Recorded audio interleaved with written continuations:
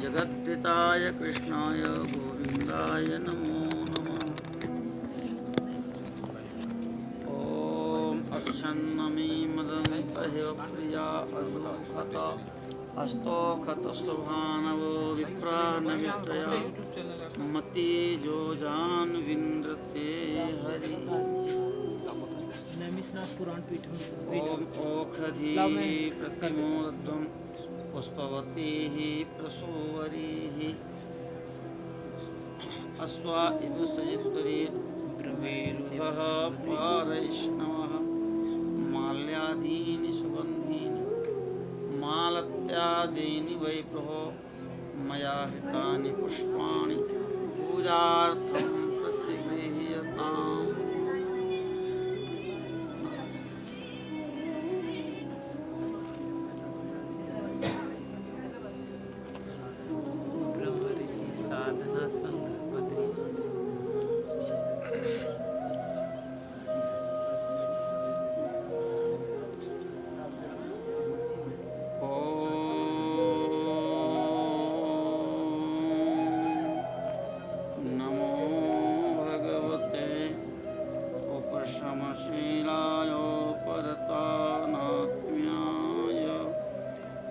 नमो किंचन वित्ताय ऋषिऋषभाय नरनारायणाय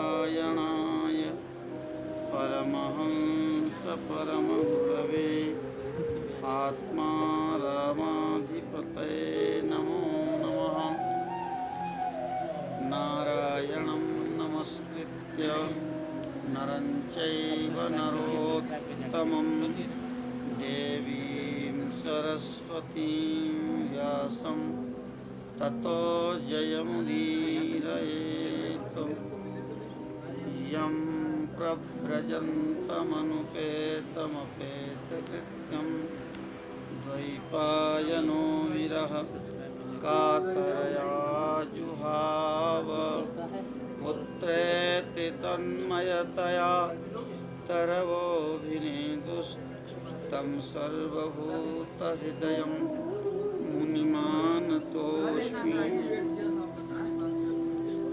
यः स्वानुभावमखिलसारमेकम् अध्यात्मदीपमतितीर्षतां तमोदं संसारिणां करुणयाः पुराणगुह्यं तं व्याससूनुमुपयामि गुरुं मुनीनां।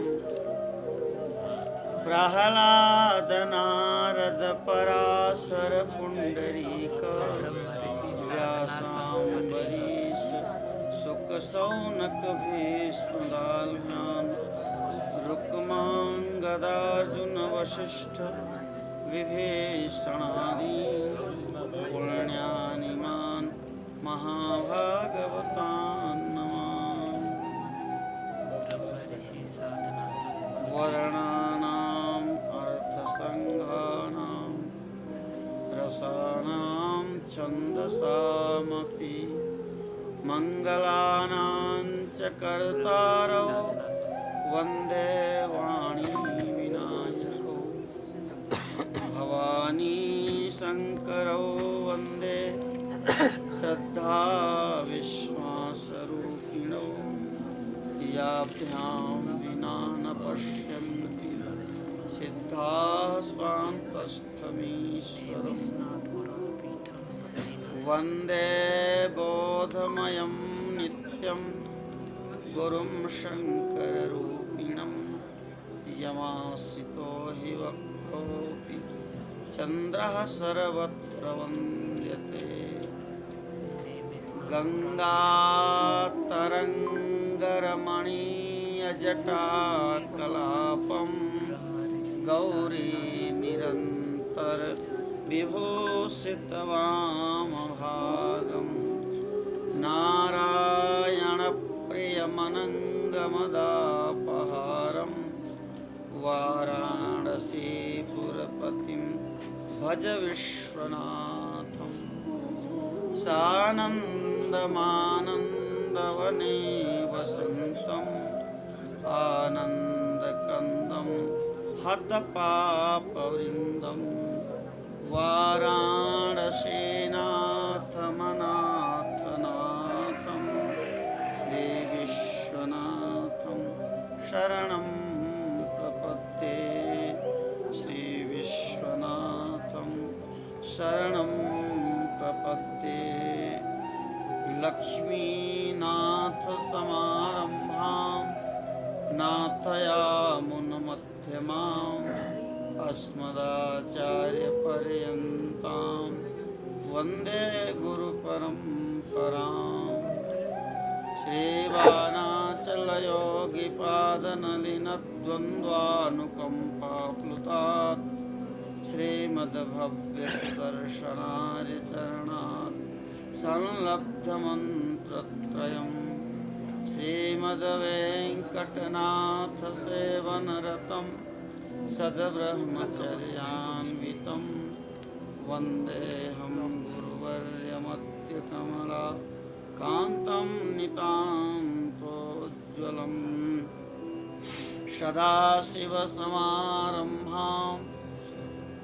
शङ्कराचार्यमध्यमाम् अस्मदाचार्यपर्यन्तां वन्दे गुरुपरम्पराम् महाव्याकरणाम्भोधि मन्थमानसमन्दरं कवयन्तं रामकीर्त्या हनुमन्तमुपास्महे यत्र यत्र रघुनाथकीर्तनं तत्र तत्र कृतमस्तकाञ्जलिं वास्तवारि परिपूर्णलोचनं मारुतिं नमत राक्षसान्तकम् उल्लङ्घ्य सिन्धोः सलिलं सलीलं यः शोकवह्निं जनकात्मजायाः आदाय तेनैव ददाह लङ्कां नमामि तं प्राञ्जलिराञ्जनेयम् एहि अञ्जनीपुत्र गृहाणासनमुत्तमं प्रारभ्यते हरकथा श्रोता भव शुचिव्रता। श्री बद्री विशाल भगवान की जय हो।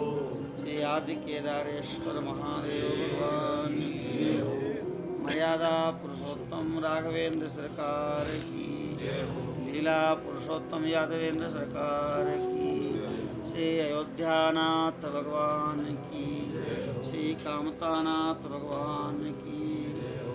गंगा यमुना सरस्वती सरयू अलकनंदा मैया की सत्य सनातन वैदिक धर्म की। श्री भाष्यकार भगवान की। श्री वानमामलय तोतात्रेय स्वामी महाराज की। ब्रह्मा सरस्वती पीठाधीश्वर श्री खेताराम महाराज की। अनंत श्री संलंकित पूजपा से तुलसाराम जी महाराज की। सब संतन की सब भक्तन की जय जय श्री सीताराम जय जय श्री राधे श्याम। नमः पार्वती पतये हर हर महादेव।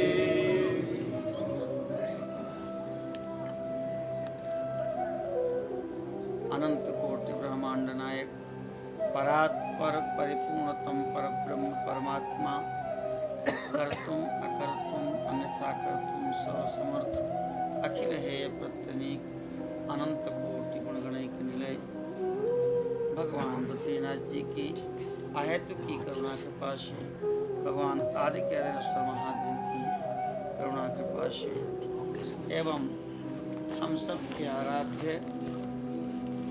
ब्राह्मण को वेद रक्षक धर्म प्रतिपालक युधिष्ठिर पूज्यपाद गुरुदेव राधारानी महाराज जी की कृपा करुणा से एवं समुपस्थित समस्त संतों के, भक्तों के, श्रोताओं के, पितरों के, पूर्वजों के दिव्य आशीर्वाद से, पुण्य प्रताप से हम सब इस परम पावनी भूमि बद्रिकाश्रम गंगमादन पर्वत पराम्बा अलकनंदा का सरस भक्ति तट और यहाँ पर बैठ करके तो परम रसमय हैं। गंगा की दिव्य धार जिनकी मस्तक पर है, चंद्रमा की अमृतमय धार जिनकी मस्तक पर है, तो अमृत कलश दोनों हाथों में लिए हैं। ऐसे भगवान महामृत्युंजय के दिव्य रसमय श्री शिव महापुराण के माध्यम से सत्संग लाभ ले रहे हैं और लगभग पूर्णता की ओर पहुंच रहे हैं, क्योंकि अर्धाधिक्य रूपम ग्राह्यम, आधे से आगे जब पहुंच जाए तो ये मानना चाहिए कि पूर्णता की ओर आए। भगवान के पावन नाम का दो बार कीर्तन करके और फिर भगवान की कथा का श्रवण करते हैं। नमः शिवाय। जय हो। आप सब बड़े सुधी श्रोता हैं, शास्त्र के सार को ग्रहण करने में बड़े कुशल हैं और इसीलिए कथा सुनाने का आनंद भी आ रहा है। और बिल्कुल स्वाभाविक, जैसे प्राचीन काल में कृष्ण सुनते सुनाते थे, कोई आडंबर नहीं, कोई माइक नहीं, कोई गौ अल्लाह नहीं, ये ईगो बढ़ाओ, ये कम पड़ गया, ये ज़्यादा बढ़ गया, साज भाव से सब आनंद ले रहे हैं। कल की कथा में भगवान के दिव्य रूपों का चिंतन हुआ, 12 ज्योतिर्लिंग का विस्तार से वर्णन सुना हम सबने। और 12 हों चाहे चतुर्विंशति हों चाहे कोटि हों, सब में एक ही प्रकाश है, ऐसी भावना होनी चाहिए। प्रसंगवश वो उनसे महत्वपूर्ण है, वो उनसे महत्वपूर्ण है, लेकिन सबका महत्व नारायण के चरणों में है, उनकी भक्ति में है। सारे महत्व की गणना जहाँ पर समाप्त हो जाती है, वहीं से भक्ति का रस मिलना शुरू होता है। गुण दोष भिदा दृष्टिर गुणस्तु भय वर्जिता। गुण देखना भी दोष है, दोष देखना तो दोष है ही, क्योंकि गुण और दोष दोनों प्रकृति के हैं और हम आराधना कर रहे हैं परमात्मा की, जो प्रकृति से परे है। तो जो दोनों से परे हो जाता है वह फिर आनंद का अनुभव। मुक्ति और भक्ति की विवेचना किया है भगवान वेदव्यास जी ने। कहते हैं कि मुक्ति तो दासी है भक्ति की, और मुक्ति और ज्ञान की चर्चा किया तो कहे ज्ञान की जननी है भक्ति। भागवत में बड़े विस्तार से आया है, ज्ञान और वैराग्य ये भक्ति के पुत्र हैं। तो भक्ति सर्वोपरि है। ज्ञान को दीपक कहा गया और भक्ति को मणि कहा गया। नहीं कछ चाहिए दिया घृत बाती, मणि में अंदर से प्रकाश निकल रहा है, न वहाँ घी चाहिए, न कपास चाहिए रुई बनाने की, बत्ती बनाने के लिए, न हवा से डर है। तो भक्ति कामधेनु है। और भक्ति का तात्पर्य है जब उस परमात्मा को जान लिया और जानने के बाद फिर उसको समर्पित हो जाइए। सत्संगान भव निस्पृहो गुरुमुखाच्छीसम प्रपद्यात्मा, प्रथम भगत संतन कर संगा। सत्संग इसलिए अनिवार्य है कि आप केवल ग्रंथ पढ़ करके निर्णय पर नहीं पहुंच सकते, और ये हमारी आपकी बात नहीं है, बड़े बड़े ज्ञानी ध्यानी भी नहीं पहुंच पाते। बड़ा सुंदर प्रसंग है महाभारत का। धर्मराज युधिष्ठिर को प्यास लगी, और प्यास लगी तो सेवा करने का अवसर सबसे छोटे को मिलता है। बैठ गए एक स्थल पर और कहे भैया सहदेव कहीं से पानी लेकर के आओ। सहदेव जल खोजते हुए गए, एक सरोवर दिखा। हरि राम प्यासे तो सहदेव जी भी थे, लेकिन जब बड़के भैया रुके तब न कोई पानी पिए। हरि तो सहदेव जी सोचे हम पानी पहले पी लेते हैं और फिर लेके चलते हैं। ज्यों ही अंजलि भरी राम त्यों ही एक यक्ष की आवाज आई कि सावधान, हरि राम इस जल के हम स्वामी हैं, पहले मेरे प्रश्नों का उत्तर दो हरि राम और फिर जल का पान करो। हरि राम यदि मेरी इच्छा के बिना मेरे प्रश्नों का उत्तर दिए बिना आप जल का पान करते हो तो पत्थर हो जाओगे। सहदेव जी को कोई दिखा नहीं, केवल आवाज सुनाई पड़ी। उन्होंने जल पिया और वहीं पर लुढ़क गए। काफी देर हो गई तो युधिष्ठिर जी ने कहा भैया देखो नकुल सहदेव आए नहीं अभी तक। नकुल गए, उन्होंने भी वही किया। अंत में अर्जुन का नंबर आया कि भैया तुम देखो, वो दोनों छोटे छोटे थे, पता नहीं कहाँ भटक गए, क्या हुआ, तुम समर्थ हो। अर्जुन गए और अर्जुन ने भी वही किया, वह भी मूर्छित हो गए। जब तीनों भाई नहीं आए तो युधिष्ठिर जी को चिंता हुई। उन्होंने कहा भीम जाओ देखो तुम्हारे तीनों भाई आखिर क्यों नहीं आए। अर्जुन तो समर्थ हैं, अगर कोई बलवान व्यक्ति भी होता तो भी उनको आना चाहिए था। और भीम गए तो भीम भी लौट के नहीं आए। अंत में युधिष्ठिर जी स्वयं गए और देखे तो चारों भाई पत्थर बने पड़े हैं, शरीर में कोई खरोंच नहीं है, कहीं चोट के चिन्ह नहीं है, लेकिन श्वास सबकी गायब है। बड़ा विषाद हुआ, लेकिन विचार किए कि हमारे भाई पांडव मर नहीं सकते, सब देहों के अंश अवतार हैं, इनका कार्य शेष है। फिर सबसे पहले अपनी प्राण रक्षा होती है। प्यास के हमारे प्राण जा रहे थे, जो ही अंजलि में जल भरा, फिर आवाज आई युधिष्ठिर पहले मेरे प्रश्नों का उत्तर दो, और हमने ही तुम्हारे भाइयों को पत्थर बना दिया है, अगर तुम भी नहीं उत्तर दोगे तो तुम्हारी भी यही गति है। युधिष्ठिर जी ने कहा ठीक है, आप प्रश्न पूछो। पूरा अध्याय ही है महाभारत में, बहुत प्रश्न पूछे हैं। तो एक प्रश्न है, का वार्ता किमाश्चर्यं कः पंथा कश्च मोदते इति मे चतुरः प्रश्नान् पूरयित्वा जलं पिब। का वार्ता, वार्ता क्या है? सब पूछते हैं आप लोगों से कि क्या समाचार है, क्या हालचाल है। ये व्यवहार पक्ष में सबसे पहले मिलने पर आप लोग सब कुशल क्षेम, सब ठीक है ना। तो वार्ता क्या है, किसे वार्ता माना जाए कुशल क्षेम? तो युधिष्ठिर ने उत्तर दिया, अस्मिन् महामोहमये कटाहे सूर्याग्निना रात्रिदिवेन्धनेन अस्मिन् महामोहमये कटाहे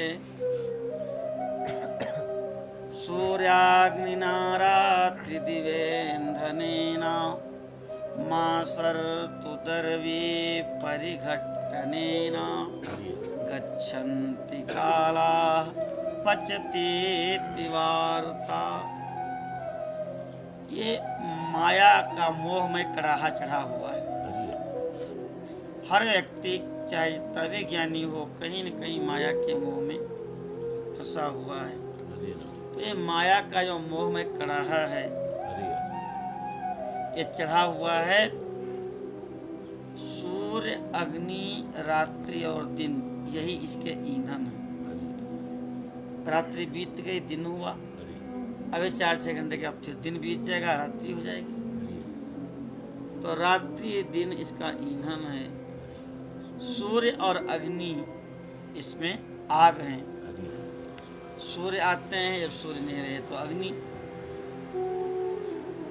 मासर तो दरवी परिघटनेना। मास महीना, ऋतु 2 महीने की ऋतु होती है, पूरे वर्ष में 6 ऋतुएं होती हैं। तो मास और ऋतु क्या है? ये दरवी हैं। दरवी कहते हैं पलटा को, जिससे चलाते हैं, कोई भी चीज लग न जाए, जल न जाए। तब अब वर्षा ऋतु आ गई, और थोड़ा सा वर्षा ऋतु से जहाँ आपका मन भरा तो शरद ऋतु आ गई, फिर हेमंत आ गई, फिर बसंत आ गई। तो ऋतुओं के कारण अभी श्रावण चल रहा है, आज पंचमी हो गई, 10 दिन के बाद भाद्रपद आ जाएगा। तो वो चलाते रहने से लगने नहीं पाता।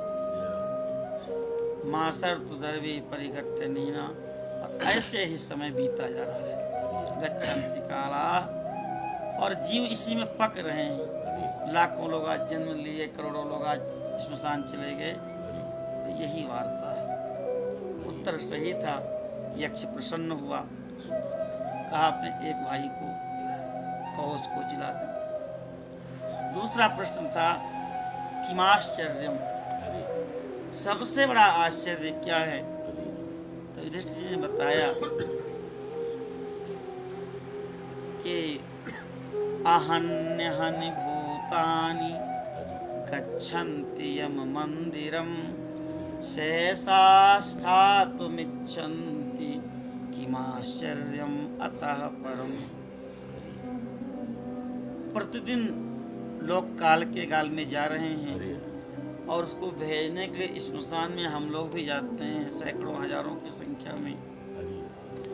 लेकिन ये कोई नहीं सोचता कि हमको भी जाना है। जो बचे हुए लोग हैं उनको लगता है कि ये दिन हमारे ऊपर कभी नहीं आएगा, ये मर गया ठीक है, उसको तो मरना था।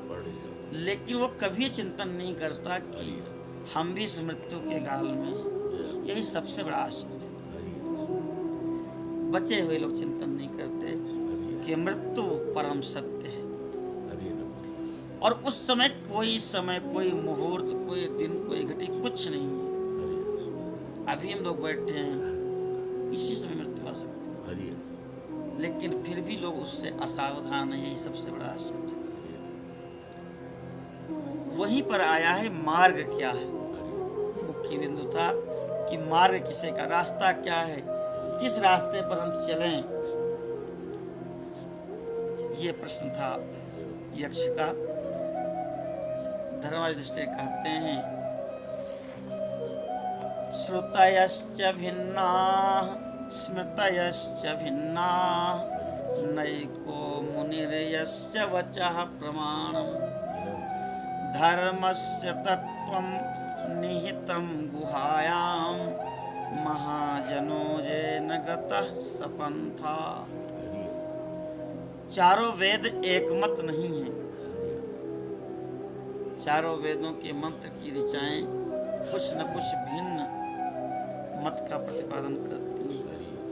श्रुतियों का ही अनुगमन स्मृतियां करती हैं। उन्हें श्रुतियों को समझाने के लिए ऋषियों ने स्मृतियां बनाई। मनुस्मृति, याज्ञवल्क्य स्मृति, हारीत स्मृति, पराशर स्मृति, सब स्मृतियां। तो कहते हैं वेदों में और स्मृतियों में सब में कहीं न कहीं भेद है।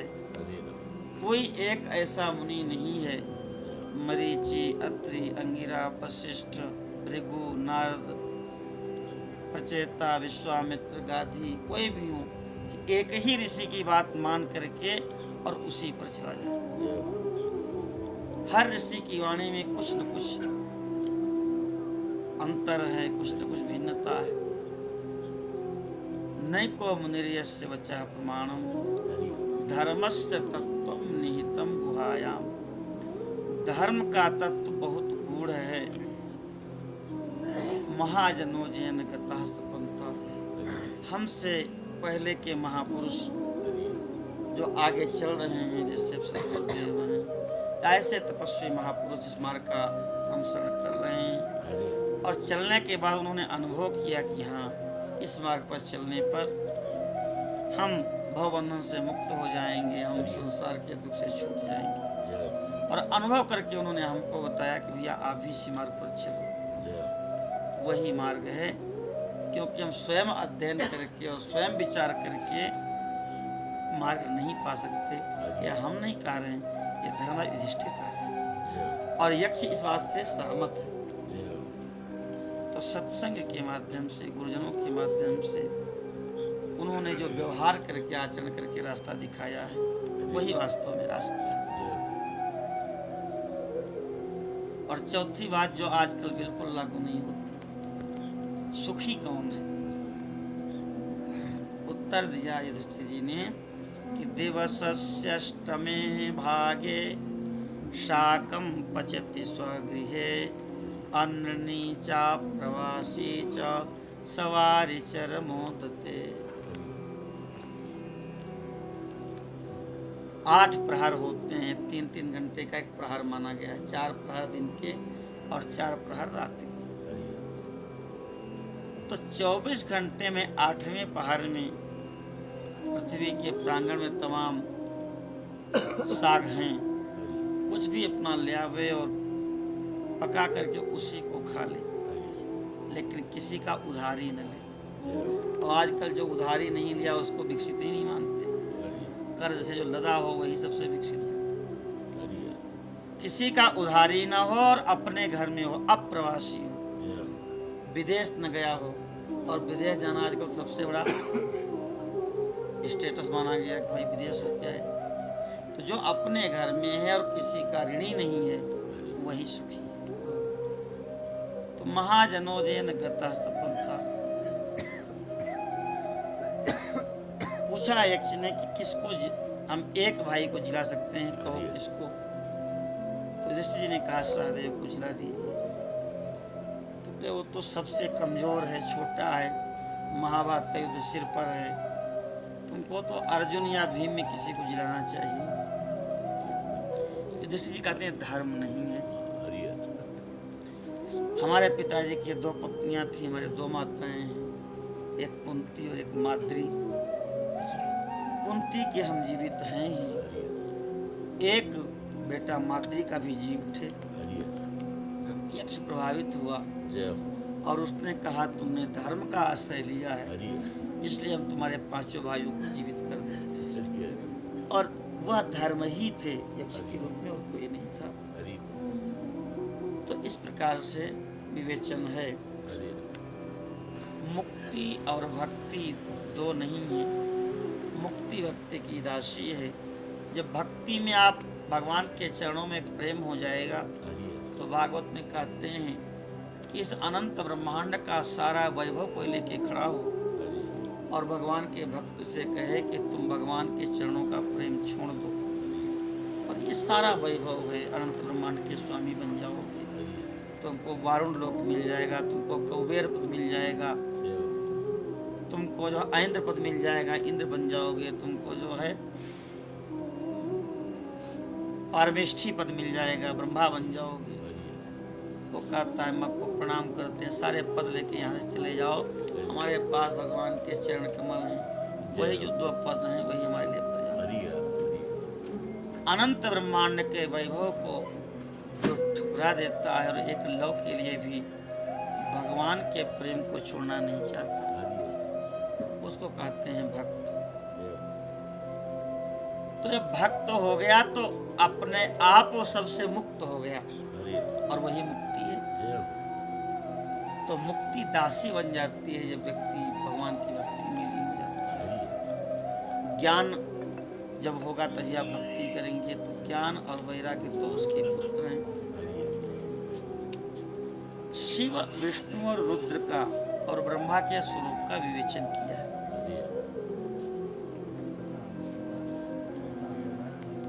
यह लीला जगत है, यहाँ पर ब्रह्म अनेक रूपों में लीला किए हैं, और जब उन्होंने जो लीला किया उस लीला के अनुसार उन्होंने नाम और रूप धारण किया।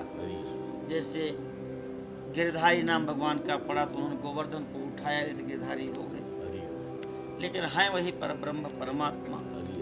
यमुना के किनारे खेलने लगे तो यमुना पुल में बिहारी हो गए।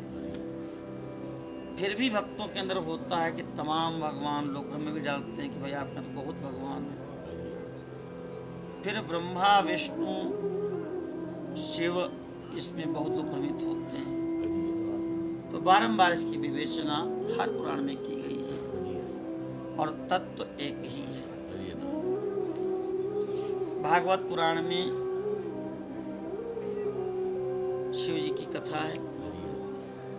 कथा शुरू होने के पहले शिव जी की कथा आई चतुर्थ स्कंद में। शिव पार्वती का विवाह हो गया, फिर ध्रुव चरित्र शुरू हुआ। श्रद्धा और भक्ति का जब तक गठबंधन नहीं होगा, श्रद्धा भक्ति एक साथ नहीं होंगे, तब तक आप वेद पुराण सब सुने, उसका लाभ आपको क्या मिलेगा। और गोस्वामी जी कहते हैं कि भवानी शंकर वंदे श्रद्धा विश्वास रूप। श्रद्धा और विश्वास ही भवानी और शंकर। सारी कथा पूर्ण हो जाती है और अंत में मार्कंडेय जी का नाम आता है तपस्या का 12वें स्कंद में। तप किया उन्होंने 6 मनवंतरों तक, 71 चतुर्युगी बीत गई 6 बार। नर नारायण भगवान को वरदान देते हैं, वो कहते हैं आपकी माया देखना। सब कुछ देख लिए, फिर भगवान शिव आते हैं और वह दर्शन देते हैं, तब उनकी तपस्या पूर्ण होती है। शक्ति तो साथ में ही भगवान कहते हैं कि विष्णु और माया भगवती यया सम्मोहितम जगत आदिष्टा प्रगुणांशेन कार्यार्थे संभविष्यति। उसी रात्रि को, उसी अष्टमी को भगवान भी प्रकट होते हैं और उसी रात्रि को अष्टभुजा विंध्याचलवासिनी भी प्रकट होते हैं। तो सारे पुराणों में पंचदेव उपासना है और पांचों का वर्णन है।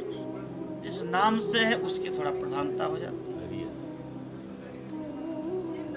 ऋषियों ने पूछा कि हे सूत जी, आप तो सर्वज्ञ हैं, पुराणों के मर्मज्ञ हैं और हम सबके मार्गदर्शक हैं। शिव कौन है, विष्णु कौन है, रुद्र कौन है और ब्रह्मा कौन है और इसमें निर्गुण कौन है, ये हम जानना चाहते हैं।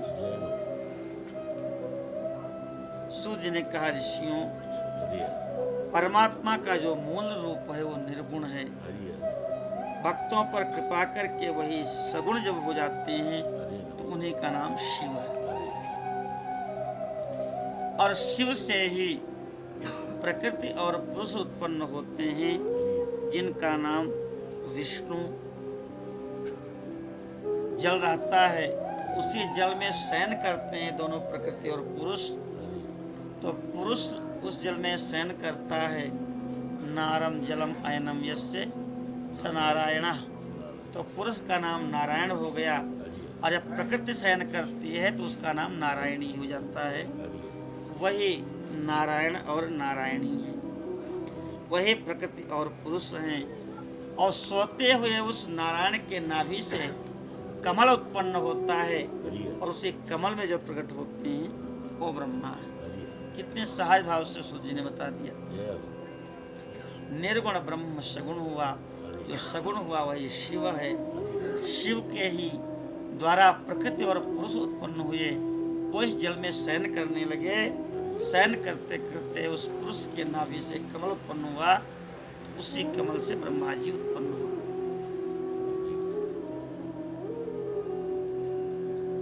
कहते हैं कि ब्रह्मा जी ने देखा कहीं कुछ नहीं है, केवल जल ही जल है। बहुत चिंतन किए, उस कमल की नाल को पकड़ करके नीचे बहुत दूर तक गए, लेकिन जहाँ उस पुरुष की नाभि थी, कमल का मूल था, वहाँ तक पहुँचे नहीं। आकाशवाणी हुई, तप करो। और जब तप किया उन्होंने तो भगवान विष्णु प्रकट हुए हैं। कहते हैं कि विष्णु और ब्रह्मा में कौन बड़ा है, ऐसा आपस में संवाद हुआ, ऐसा चर्चा होने लगी। निर्णय कौन करे, तो वही निर्गुण ज्योतिर्मय एक स्वरूप प्रकट हुआ, जो केवल ज्योतिष स्वरूप था। वही निर्गुण ब्रह्म हुआ, वही महादेव हैं। और उन्होंने कहा कि मैं स्वयं ब्रह्मा के ललाट से प्रकट होऊंगा। तो वही रुद्र ब्रह्मा के ललाट से प्रकट हुए। हरे नमः। तो ये निर्गुण सगुण विष्णु नारायणी ब्रह्मा रुद्र इन सब का विवेचन किया है, उनका नाम रुद्र हुआ है। इस प्रकार रूप रहित परमात्मा सबके चिंतन का विषय नहीं हो सकते। निर्गुण ब्रह्म में टिकना बहुत कठिन है, हरे इसलिए वही परमात्मा साकार हो गए और वही भक्तवत्सल भगवान शिव हैं। नमः। तीनों गुणों से भिन्न शिव में तथा गुणों के धाम रुद्र में कोई भेद नहीं है। शिव तीनों गुणों से रहित हैं और रुद्र तीनों गुणों से युक्त हैं। इतना भेद होते हुए भी शिव और रुद्र में कोई भेद नहीं है। कैसे कैसे जैसे स्वर्ण और उसके आभूषण में कोई भेद नहीं होता। आभूषण अनंत हो सकते हैं, लेकिन उन आभूषणों में स्वर्ण ही मूल रूप से होता है। जैसे स्वर्ण और स्वर्ण के आभूषणों में कोई भेद नहीं होता, ऐसे शिव और रुद्र में कोई भेद नहीं है। समान रूप से भक्तों को गति प्रदान करने वाले दोनों हैं। दोनों की भक्ति करनी चाहिए। भयानक और पराक्रमी रुद्र सदा शिव रूप ही हैं। भक्तों के कार्य की सिद्धि के लिए वही विष्णु और ब्रह्मा की सहायता के लिए प्रकट होते हैं। जिस क्रम से प्रकट हुए हैं, जब इनको अंतर्ध्यान होता है, तब इसी क्रम से ये लय को भी प्राप्त होते हैं। लेकिन इसमें जो रुद्र हैं, शिव हैं, उनका लय नहीं होता है, ऐसा श्रुतियां कहती हैं। भक्तवत्सल होने के कारण इनको और किसी देवता का चिंतन नहीं करना होता है। ये अपने भक्तों का ही चिंतन करते हैं, उनका कल्याण करने के लिए। दीर्घ काल के बाद रुद्र में लीन होने पर का अवसर आता है। जो रुद्र के भक्त होते हैं वह शिव स्वरूप हो जाते हैं, उनको दूसरे की अपेक्षा नहीं होती। अज्ञान के अनेक प्रकार हैं, अज्ञान एक प्रकार का नहीं है। कहते हैं अज्ञान के अनंत प्रकार हैं, लेकिन विज्ञान केवल एक प्रकार का है। अज्ञान अनंत प्रकार का है, लेकिन विज्ञान एक ही प्रकार का है। अंधकार के अनेक भेद हो सकते हैं, लेकिन प्रकाश तो उस सारे अंधकारों को मिटाने के लिए एक ही प्रकाश पर्याप्त है। ब्रह्मा से लेकर के तृण पर्यंत जो कुछ भी दिख रहा है वह सब शिव स्वरूप ही है। उसमें नानात्व की कल्पना करना यही अज्ञान है, यही मिथ्या है। सृष्टि के पहले भी शिव की सत्ता थी, सृष्टि के मध्य में भी शिव विराजमान हैं, और जब सृष्टि शून्य हो जाएगी उस शून्य में भी एक रस शिव रहेंगे, शिव की सत्ता रहेगी। इसलिए मनुष्यों शिव जी को चतुर्गुण कहा गया है। वह शिव शक्तिमान होने के कारण सगुण है। सगुण और निर्गुण से भेद से दो प्रकार के हैं। जिन भगवान शिव ने भगवान विष्णु को संपूर्ण वेद अनेक वर्ण सब कुछ प्रदान किया, वे विष्णु संपूर्ण विद्याओं के आश्रय हैं, ऐसी सनातन श्रुति। शिव ही वेद के प्राकट्य करता है, वेद के स्वामी हैं, सब पर अनुग्रह करने वाले शंकर हैं। कर्ता भरता हरता सबके साक्षी और निर्गुण भी वे ही हैं। दूसरों के लिए काल का मान है। सहस्त्र युग पर्यंतम आर्यत ब्रह्मणों विदुः। भाई हम लोगों का जो समय है, एक महीना, 15 दिन कृष्ण पक्ष और 15 दिन शुक्ल पक्ष, ये पितरों का एक दिन और रात है। पितरों की 15 दिन की रात्रि, 15 दिन का दिन होता है। और जिसको हम लोग वर्ष कहते हैं, यह देवताओं का एक दिन और रात है। सूर्य दक्षिणायन हो गए, अब जब माघ में मकर में सूर्य आएंगे, सूर्य उत्तरायण हो जाएंगे, तो तब देवताओं का दिन हो जाएगा। देवताओं का दिन होता है तभी पुण्य कार्य होते हैं, मांगलिक कार्य होते हैं। तो जो हमारा एक वर्ष है वो देवताओं का एक दिन और रात है। ऐसे ही कलयुग, त्रेता, द्वापर, सतयुग, ये चारों युग जब 1000 बार बीतते हैं तो ब्रह्मा जी का एक दिन होता है। 4,32,000 वर्ष का कलयुग, 8,64,000 वर्ष का द्वापर, 13,96,000 वर्ष का त्रेता और 17,28,000 वर्ष का सतयुग। ये सब मिलाकर के लगभग 43,000 लाख वर्ष होते हैं। तो सब मिलाकर के ये चारों युग जब 1000 बार बीतते हैं तो ब्रह्मा जी का एक दिन पूरा होता है। उसके बाद ब्रह्मा जी शयन करते हैं तो उतनी ही लंबी उनकी रात्रि होती है। इस दिन रात के परिमाण से जब ब्रह्मा जी 100 वर्ष के होते हैं तब प्रलय होता है। तो ब्रह्मा जी की 100 वर्ष की आयु विष्णु की एक घटी होती है, विष्णु के लिए 24 मिनट होती है। तो इस प्रकार से काल का परिमाण है। कहते परिमाण ब्रह्मा विष्णु के लिए हैं, रुद्र के लिए कोई समय का परिमाण नहीं है, क्योंकि वो काल के ईश्वर हैं। काल के काल महाकाल हैं, महाकालेश्वर हैं। उनके ऊपर काल का कोई परिमाण लागू नहीं होता है, काल की कोई गणना नहीं है, क्योंकि साक्षात महाकाल हैं। और महाकाली जो है उनके आश्रित हैं। महाकाली भी उन महाकाल के आश्रित हैं। ब्राह्मण विद्वान रुद्र और काली को एक ही बताते हैं। शिव शक्तिमान एक ही है, दो नहीं है। उन दोनों ने सब लीला करने वाली अपनी इच्छा से ही सब कुछ प्राप्त किया है। शिव सबके उत्पादक हैं, शिव सबके जनक हैं, लेकिन शिव का कोई जनक नहीं है, न उनका कोई पालक है न संहारक है। वो सबके हेतु हैं, उनका कोई हेतु नहीं है। वह एक हो करके भी अनेक हैं और अनेक हो करके भी एक हैं।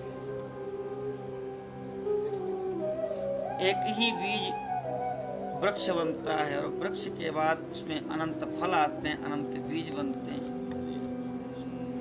कई बार प्रश्न होता है कि बीज बड़ा कि वृक्ष बड़ा, या बीज पहले था कि वृक्ष पहले था।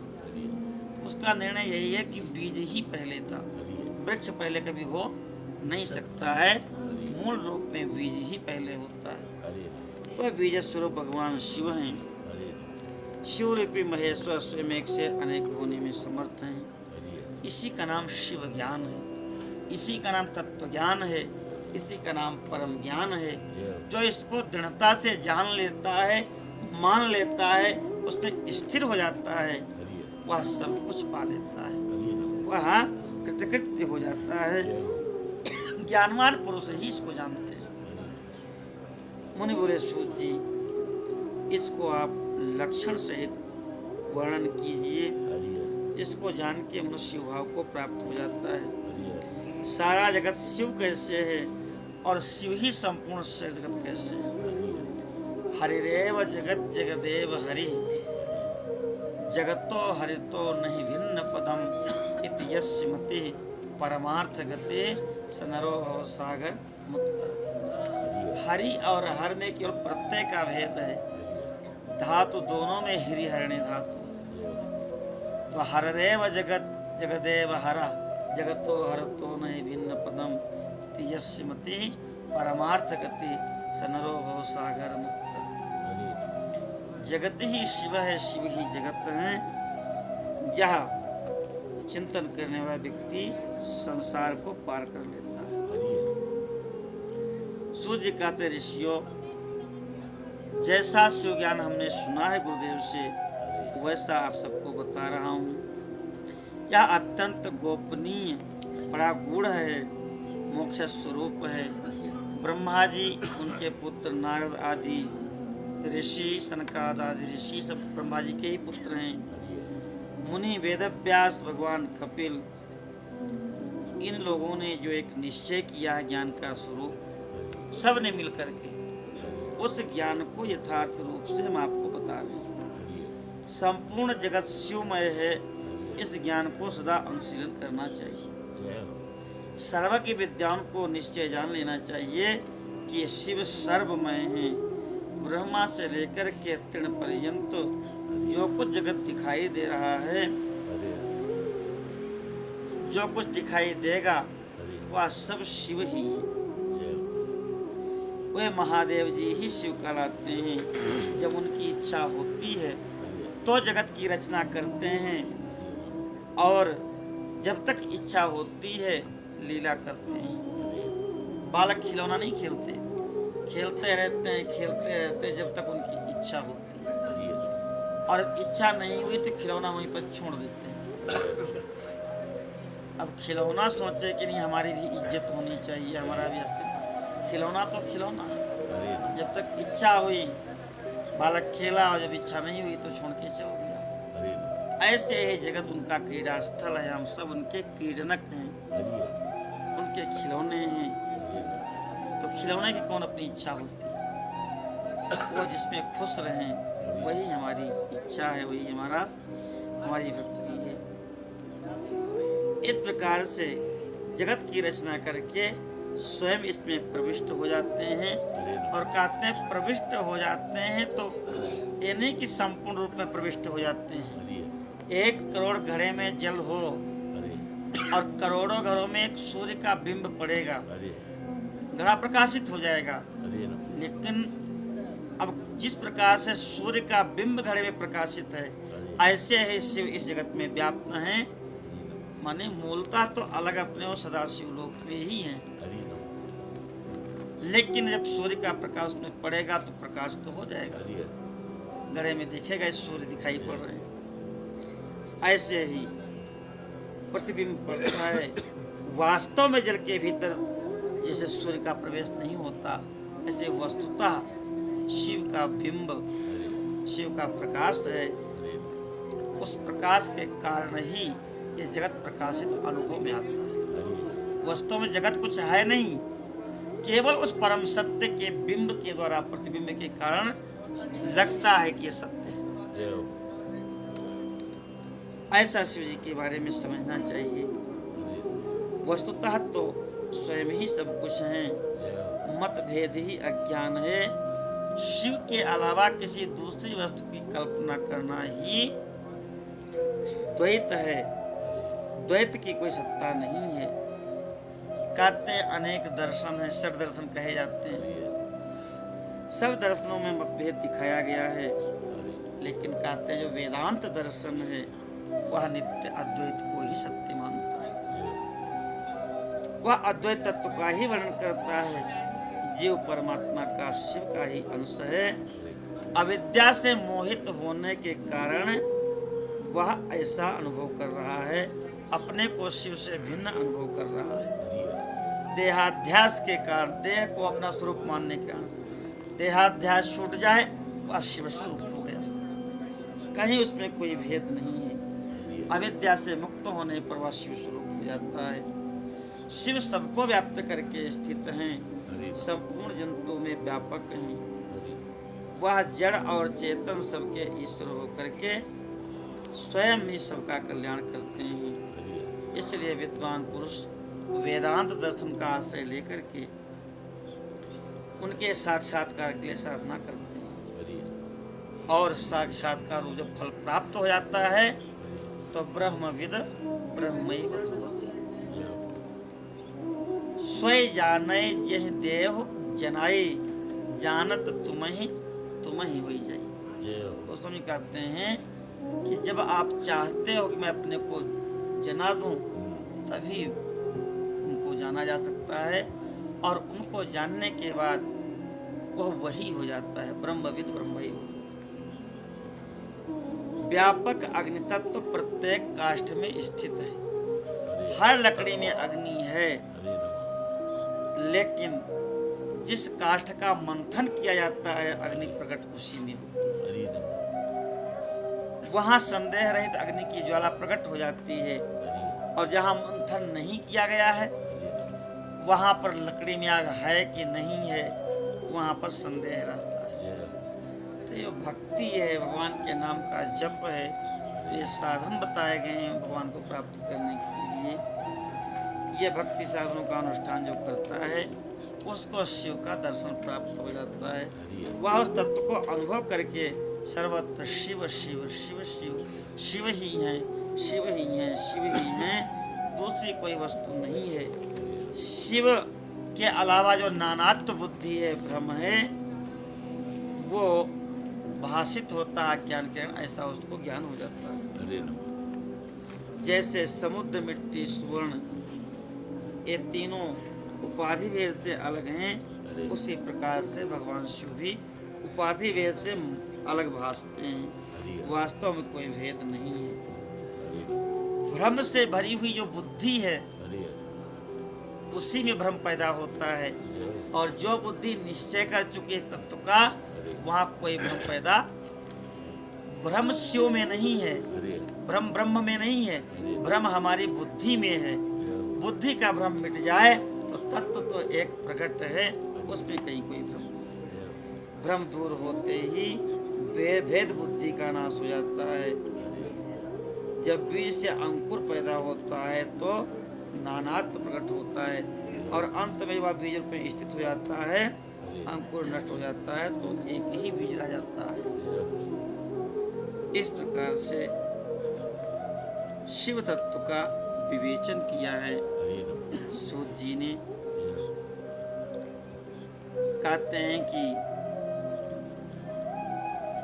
कोई अनेकता देखता है और एकता ढूंढता है, ऐसे एक सूर्य नामक ज्योति जल आदि उपाधियों में विशेष रूप से दिखाई पड़ती है, लेकिन सूर्य एक ही है। उसी प्रकार शिव तत्व एक ही है। आकाश सर्वत्र व्याप्त है, यह अनुभव की चीज है।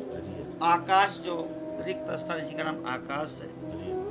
पृथ्वी पर हम चलते भी हैं, छूते भी हैं, क्योंकि पृथ्वी में रूप भी है, रस भी है, गंध भी है, स्पर्श भी है, शब्द भी है। तो सब कहते हैं पृथ्वी तो है, दिख रही। जल में रस तो है, रूप भी है, लेकिन गंध नहीं, शब्द है। जल को भी हम देखते हैं, स्पर्श करते हैं, उसका शब्द सुनते हैं, उसको भी हम मानते हैं कि जल भी है। जो अग्नि तत्व है, अग्नि तत्व में रस नहीं है, गंध नहीं है, रूप है, स्पर्श है और शब्द है। इसलिए अग्नि को भी हम देख पा रहे हैं, देखते भी, स्पर्श करते हैं तो जल जाते हैं, उसको ही मानते हैं। वायु को न उसमें गंध है, न उसमें रूप है, न उसमें रस है, उसमें केवल स्पर्श और शब्द है। स्पर्श करती है तो बड़ी गर्म हवा चल रही है, बड़ी ठंडी हवा है, या वायु को तो हम नहीं देख पाते, लेकिन पर्दा हिल रहा है तो इसे लगता है हवा यहाँ पर है, अनुमान करते हैं, तो वायु की सत्ता को मानते हैं। लेकिन आकाश में न गंध है, न रस है, न रूप है, न स्पर्श है, केवल शब्द है। आकाश सब जगह व्याप्त है, लेकिन आप देखना चाहें तो दिखाई नहीं पड़ेगा, छूना चाहें तो आप छू नहीं सकते। तो जैसे आकाश सर्वत्र व्याप्त है, लेकिन स्पर्श आदि बंधन में नहीं आता। आकाश सर्वत्र व्याप्त है, अनुभव आपको भी है, हमको भी। आकाश तत्व होता है, उसी का प्रभाव है मोबाइल की। आप यहाँ बोले तो अमेरिका में सुनाई पड़ेगा। शब्द किसका गुण है? आकाश का। आकाश जहाँ नहीं है वहाँ आप बोलेंगे शब्द वहाँ पहुँचेगा ही नहीं। शब्द गुण कमा कासम तच्चैकम विभु नित्यम च। शब्द गुण है जिसका ऐसा आकाश है, वह एक है, विभु है। विभु माने सर्वव्यापक है और नित्य है। लेकिन आकाश किसी के बंधन में नहीं है। जैसे आकाश किसी के बंधन में नहीं है, हरे राम। ऐसे ही आकाश के समान व्याप्त वह भगवान शिव भी किसी के बंधन में नहीं है। हरे राम। आकाश तत्व के द्वारा प्रकाश विष्णु भगवान की जय। शिव का अंश जीव कहलाता है। हरे राम। अगर वह अहंकार से मुक्त हो जाए हरे राम। तो वह भी शिव स्वरूप हो जाता है, वह भी किसी बंधन में आता नहीं।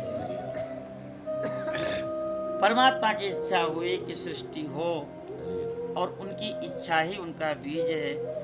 या शिव महापुराण के हिसाब से मान लीजिए तो वह नारायणी उस नारायण के साथ ही शयन कर रही है, प्रकृति पुरुष के साथ ही लिपटी हुई है। महातत्व की उत्पत्ति होती है, समष्टि बुद्धि महातत्व।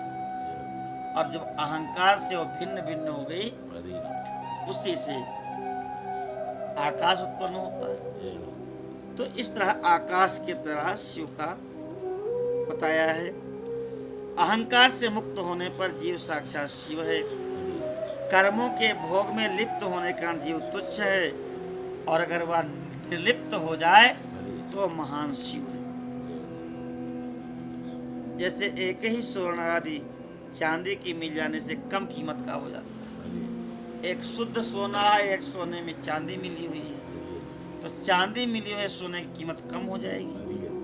अगर कहीं उसमें लोहा मिला है तो और कम कीमत हो जाएगी। जितने अंश में स्वर्ण की मात्रा घटती जाएगी, उतने अंश में उसकी कीमत कम होती जाएगी। उसी प्रकार से अहंकार युक्त जीव जितना अहंकार बढ़ाता जाएगा, उतना ही शिव तत्व उसमें न्यून होता जाएगा, और वह अपने उस शिव तत्व को खोता जाएगा, और उतना ही वह बंधन में बंधता जाएगा। और जितना ही शिव तत्व को आत्मसात करता जाएगा, पचाता जाएगा, अहंकार गलित होता जाएगा, उतना ही वह शिव स्वरूप होता जाएगा। संस्कार विशेष से शुद्ध होने पर जीव जैसे सोना शुद्ध हो जाता है, आग में तपाने पर केवल सोना बचता है, बाकी सब कुछ जल जाता है। ऐसे ही भक्ति, जप, तप आदि के द्वारा अहंकार गलित हो जाता है, और यही जीव शिव स्वरूप हो जाता है। जय हो। कैसे करें? तो सत्संगान भव निष्प्रहा गुरुमुखाक्षी संप्रपत्यात्मान। पहले सदगुरु को पाकर के भक्ति भाव से शिव बुद्धि से गुरु का पूजन करें, जिन्होंने उस शिव तत्व को प्राप्त किया है या जो शिव तत्व में स्थित हैं। गुरु में शिव बुद्धि करने से सारे पाप, सारे मल शरीर से निकल जाते हैं, अज्ञान नष्ट हो जाता है, मनुष्य ज्ञानवान हो जाता है। आचार्य माम बीजानीयात, गुरु को मेरा ही स्वरूप मानना। मर्त्य बुद्धिया न सूयेत, मनुष्य मान करके गुरु की अवहेलना नहीं करना। ऐसा करने पर वह शिव तत्व को प्राप्त कर लेता है। अहंकार मुक्त होकर के निर्मल बुद्धि वाला जीव भगवान शिव के प्रसाद से पुनः शिव रूप हो जाता है। जैसे दर्पण में अपना रूप दिखाई देने लगता है, उसी प्रकार से अहंकार गलित होने पर शिव का साक्षात्कार हो जाता है, और वही जीव जीवन मुक्त कहलाता है। शरीर गिर जाने के बाद वह जीवन मुक्त ज्ञानी शिव में ही मिल जाता है। शरीर प्रारब्ध के अधीन है। जो देहाभिमान से रहित है उसे ज्ञानी माना जाता है।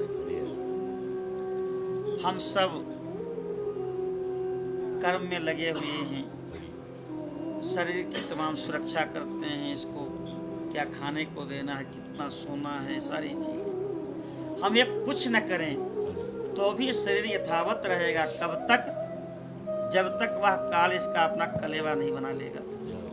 आपको जलपान करना होता है तो बड़ी सुरक्षा से रखते हैं ना, इसको हाथ पाट में रख दो, ठंडा ना होने पावे, खराब ना होने पावे, बार बार देखते भी रहते हैं। ऐसे काल भी जिसके हम कलेवा हैं, वो पूरी सुरक्षा रखता है कि इसको किस दिन कलेवा बनाना है। तो हम बिल्कुल ध्यान न दें तो भी वह काल इसकी सुरक्षा तब तक करेगा जिस क्षण इसको कलेवा करना है, तब तक। हम बिल्कुल इससे निश्चिंत हो जाएं तो भी कहीं जाने वाला नहीं है। क्योंकि वो जिसका अंश है वो इसकी सुरक्षा करता रहे। इस प्रकार से कहते हैं कि प्रारब्ध के अधीन है शरीर।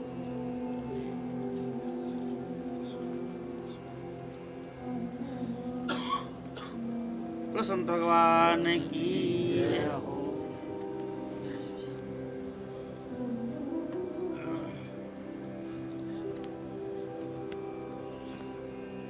जो उस देह के अभिमान से रहित है उसे ज्ञानी माना जाता है।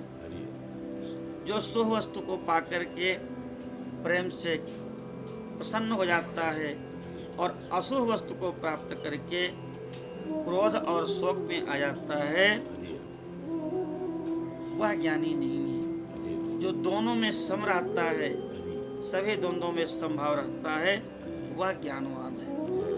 शुभम लब्ध्वा न हृष्येत, कोप्य लब्ध्वा शुभम नहीं। शुभ को प्राप्त करके प्रसन्न नहीं होता, अशुभ को प्राप्त करके हर्षित नहीं, क्रोधित नहीं होता। द्वंद्वे सुसमता यस्य, द्वंद्व में जो समान रहता है, सुख दुख में हानि लाभ में, ज्ञानवान उच्यते ही सह, उसको ज्ञानवान कहा गया है। बारंबार आप चिंतन करें, तत्वों के विवेक से प्रयत्न करें कि शरीर से अपने को पृथक अनुभव करें। बार बार शरीर से अपने को पृथक अनुभव करें। हम सब सोते हैं और सोने के बाद जब जग के उठते हैं तो सब लोग कहते हैं कि बड़ा अच्छी नींद आई, से बिल्कुल हल्का हो गया। कोई कहता नींद ठीक से नहीं आई, रात भर कपड़ बदलते रहे, शरीर में दर्द है। तो जब आप सो रहे थे तो ये किसने अनुभव किया कि बड़ी अच्छी नींद आई? आप तो सो ही गए थे, फिर ये किसने अनुभव किया कि बड़ी अच्छी नींद आई? तात्पर्य यह है कि आप कभी सोते नहीं, शरीर सोया था और आप अनुभव कर रहे थे। ऐसे ही निरंतर शरीर से अपने को अलग अनुभव करना, यही साधना है देहाध्यास से अलग होने की। किसी ने आपको गाली दे दी, अपमान कर दिया, शरीर को गाली दिया है, आपको तो कोई स्पर्श भी नहीं कर सकता। तो कभी भी आपको क्रोध नहीं आएगा, न किसी से बिगाड़ होगा। और कोई सम्मान भी किया तो शरीर में माला लटका दिया, शरीर पे चंदन लेप दिया, आपको तो कोई छू भी नहीं सकता। तो न मेरा मान है, न मेरा अपमान है, न मैं बड़ा आदमी हूँ, न छोटा आदमी। ये सारे द्वंद्वों से परे होकर के इस शरीर में भी वह देहाध्यास से मुक्त होकर के और आनंदित रह सकता है। कहते हैं कि मुक्ति की इच्छा रखने वाले पुरुष को देहाभिमान त्याग करके सदा शिव में अपने को अनुभव करना चाहिए। और ऐसा करने वाले के साथ प्रभाव भी ऐसा कोई कहे कि हम ऐसे ही चिंतन करेंगे तो हमारा शरीर से जुड़े समाज का क्या होगा? जब शिव रूप में आप अनुभव करेंगे तो वह शिव तत्व ही आपकी रक्षा करेगा। कोई अपमान करेगा तो शिव का अपमान करेगा, तुम्हारा अपमान किया तब तो बात बन जाएगी। और शिव तत्व का अपमान करेगा तो उसका तो भोग वही करेगा और कोई नहीं कर सकता। उसकी बड़ी दुर्गति हो जाएगी, फिर शिव ही उसकी रक्षा करेंगे। इसलिए भक्ति करने में कोई बाधा नहीं है। जितना अधिक से अधिक अपने अभिमान को आप मिटा करके अपने इष्ट को अपने साथ अनुभव कर सकते हैं, वही श्रेय का मार्ग है। गुरु की कृपा से ज्ञान प्राप्त हो जाने पर मनुष्य निश्चय ही मुक्त हो जाता है। जो बुद्धिमान है वो निरंतर शिव का भजन करते हैं और अंत में शिव को प्राप्त कर लेते हैं। कहते हैं मुक्ति के लिए शिव से बढ़कर के कोई देवता नहीं है।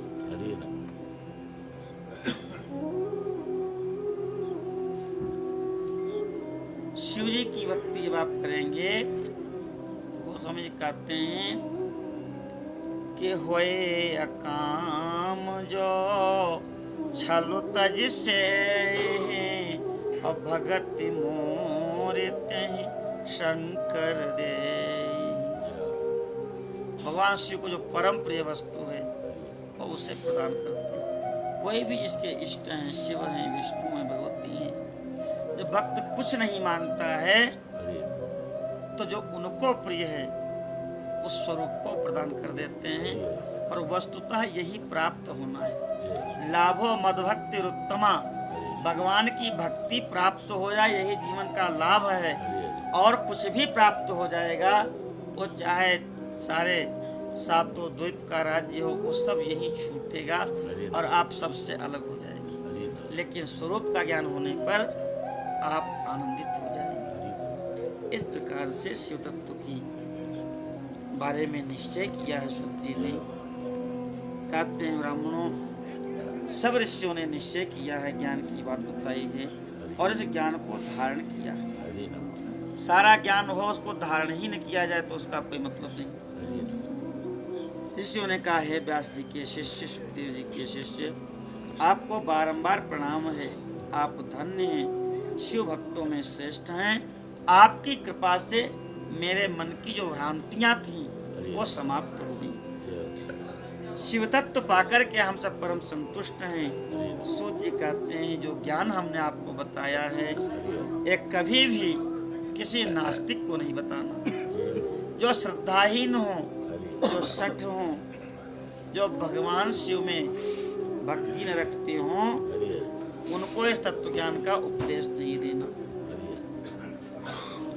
वेद पुराण शास्त्र सबका बारंबार चिंतन करके ये हमको उपदेश दिया। यह जो ज्ञान है यह भगवान शिव को अत्यंत प्रिय है। बोलो काशी विश्वनाथ भगवान की जय हो। आदि केदारेश्वर महादेव की जय हो। इस प्रकार से शिव महापुराण के अंतर्गत कोटि रुद्र संहिता, पहली संहिता विद्येश्वर संहिता और दूसरी रुद्र संहिता, तीसरी शतरुद्री संहिता और चौथी एक कोटि रुद्र संहिता पूर्ण हुई। पांचवी संहिता है उमा संहिता, जिसमें भगवती के चरित्रों का वर्णन है। आए प्रेम से श्रवण करें। यो धत्ते भुवनानि सप्त गुणवान् स्रष्टा रजः संश्रयः संहर्ता तमसान्वितो गुणवते मायामतेत्यस्थितः सत्यानन्तमनन्तबोधममलं ब्रह्मादिसंज्ञास्पदं नित्यं सत्त्वसमन्वयादधिगतं पूर्णं शिवं धीमहि। परात्पर पूर्ण जो परब्रह्म शिव हैं, हम उस शिव तत्व का ध्यान करते हैं जो रजोगुण का आश्रय लेकर के सातों भुवनों का पालन करते हैं, जगत की सृष्टि करते हैं, सत्व गुण से संपन्न होकर के सातों भुवनों को पोषण करते हैं और तमोगुण से युक्त होकर के जो सबका संहार करते हैं और त्रिगुणातीत होकर के जो अपने स्वरूप में भी स्थित रहते हैं। उत्पत्ति, पालन, संहार, रजोगुण, सत्वगुण और तमोगुण। रजोगुण से सृष्टि, सत्वगुण से पालन और तमोगुण से संहार और त्रिगुणातीत होकर के जो सत्यानंद स्वरूप उनका अनंत बोधमय स्वरूप है उस रूप में स्थित रहते हैं। ऐसे जो शिव, ब्रह्म और विष्णुमय हैं उन परम सत्य शिव को हम प्रणाम करते हैं, ध्यान करते हैं। सौनकादि ऋषि कहते हैं कि प्रभु सूत जी आपको बारंबार प्रणाम है। आपने कोटि रुद्र संहिता सुनाई, आपने विद्येश्वर संहिता सुनाई, रुद्र संहिता सुनाई, शतरुद्री संहिता सुनाई। शिव जी के बारे में हमने बहुत कुछ सुना। अब उमा संहिता के अंतर्गत जो भगवान शिव जी का चरित्र है वह वर्णन करने की कृपा करें। सूत जी ने कहा, हे ऋषियों, आप परम सौभाग्यशाली हैं। शिव तत्व में आपकी प्रगाढ़ निष्ठा है। शिव जी का मंगलमय चरित्र आप सब प्रेम से श्रवण करो। जो प्रश्न आपने पूछा है इसी प्रश्न को कृष्णद्वैपायन वेद व्यास जी ने श्री सनकादि ऋषियों से पूछा था और उस समय भगवान शिव के उत्तम चरित्र का जो गान किया था सनकादि ऋषियों ने, हम उसी आपको सुनाने जा रहे हैं।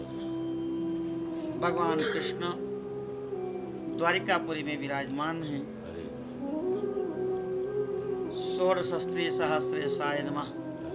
16,108 स्त्रियों के पत्नी हैं भगवान।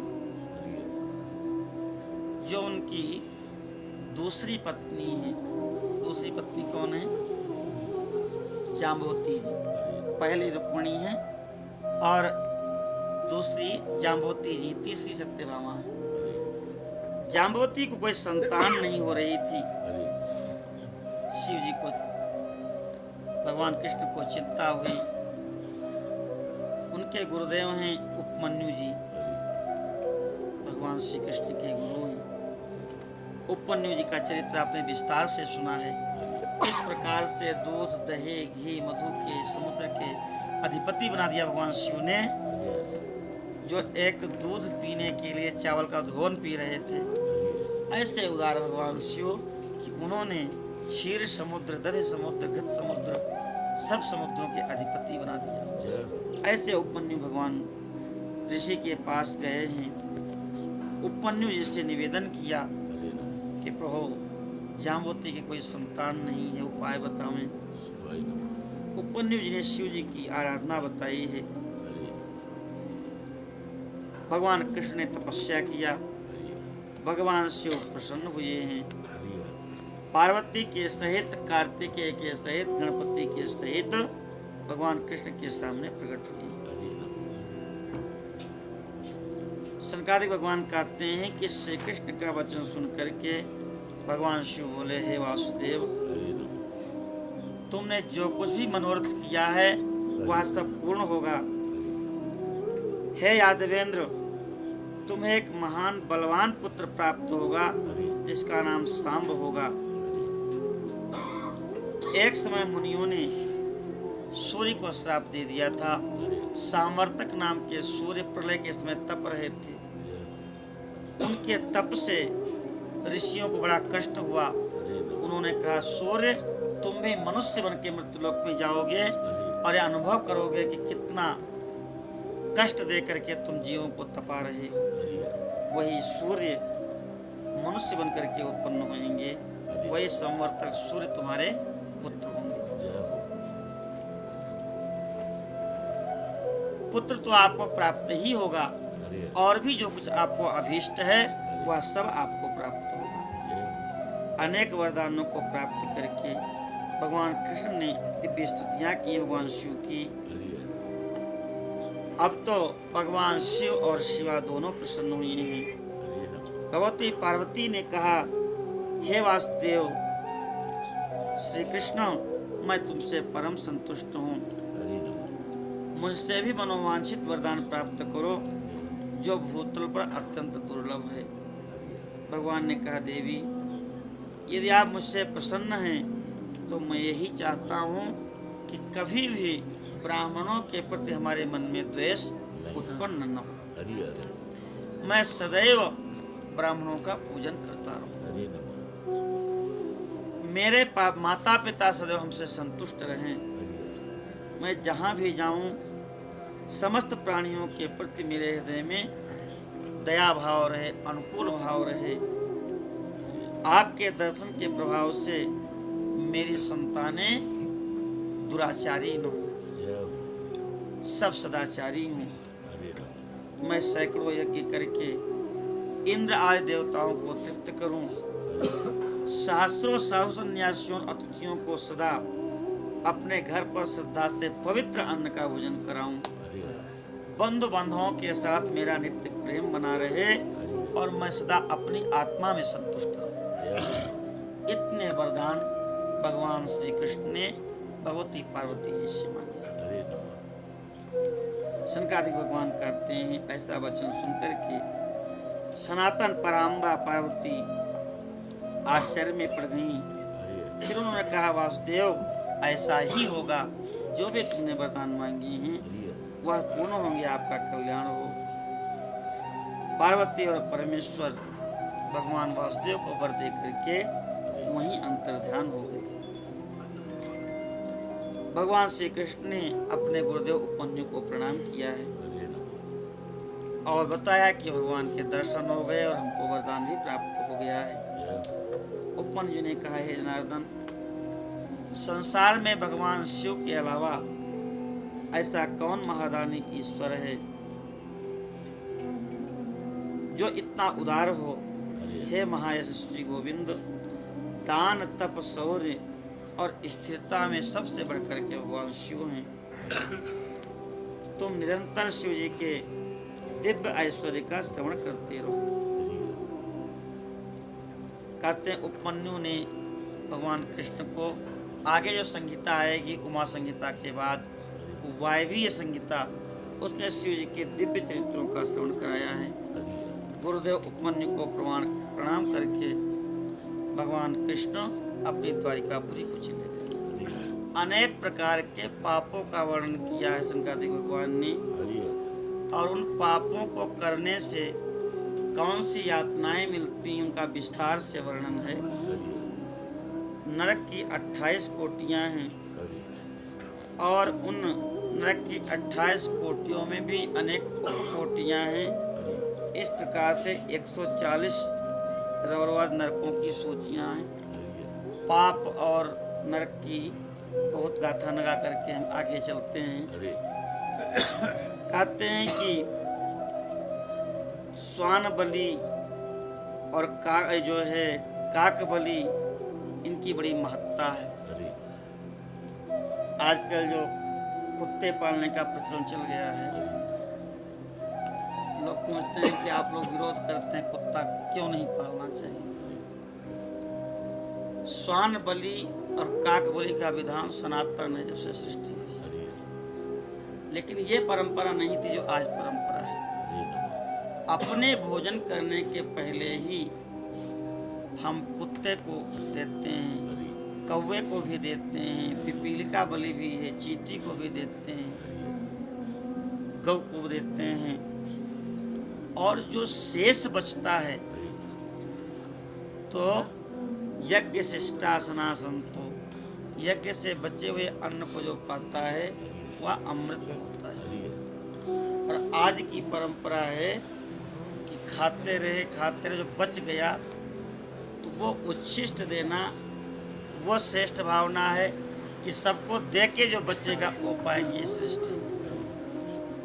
उसी बारे में कहते हैं कि जो देवता अग्नि, गुरु और ब्राह्मणों को अग्रभाग निवेदन किए बिना ही भोजन कर लेते हैं, उनकी जिह्वा और मुख में लोहे की सैकड़ों कीलें तपा करके ठूस दी जाती है। जो अग्नि, गुरु और ब्राह्मणों को निवेदन किए बिना ही भोजन कर लेते हैं,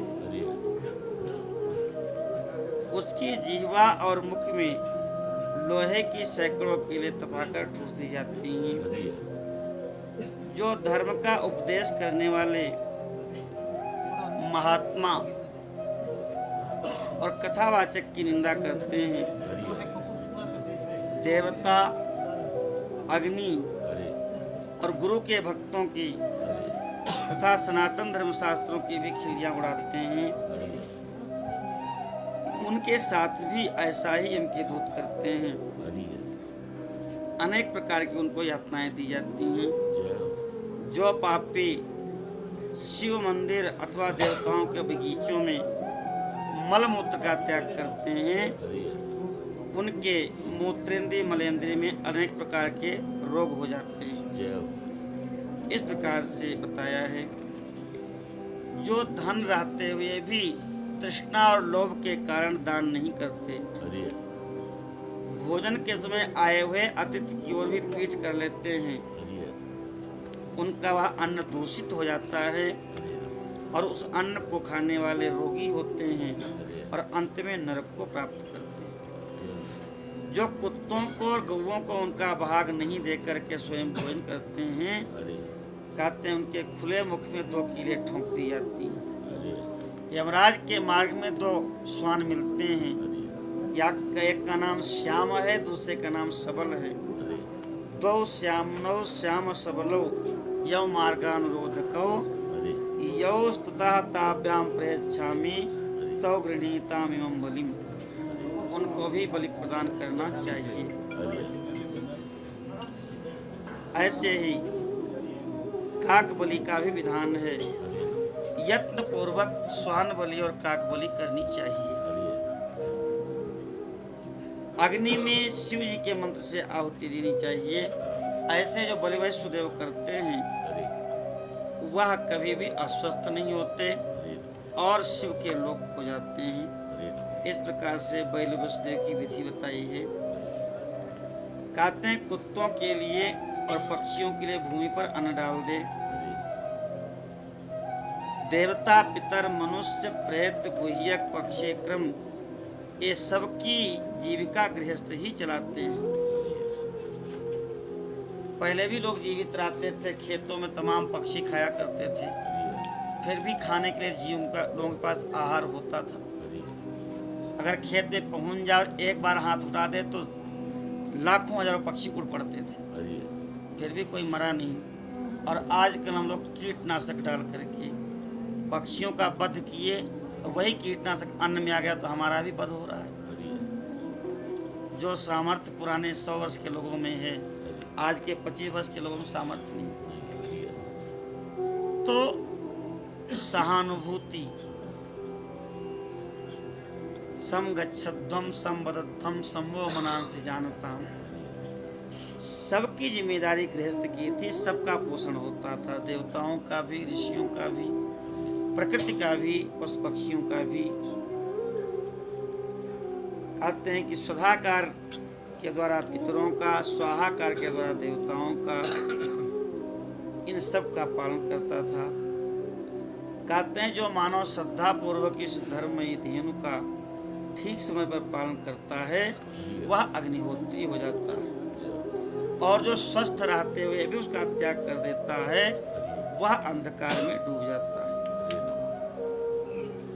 धर्म की जो परिभाषा, जो समझाने का तरीका है, उस भाषा में कुछ अंतर हो सकता है, लेकिन ऐसा नहीं कि मरने के बाद ही धर्म हमारे काम आएगा।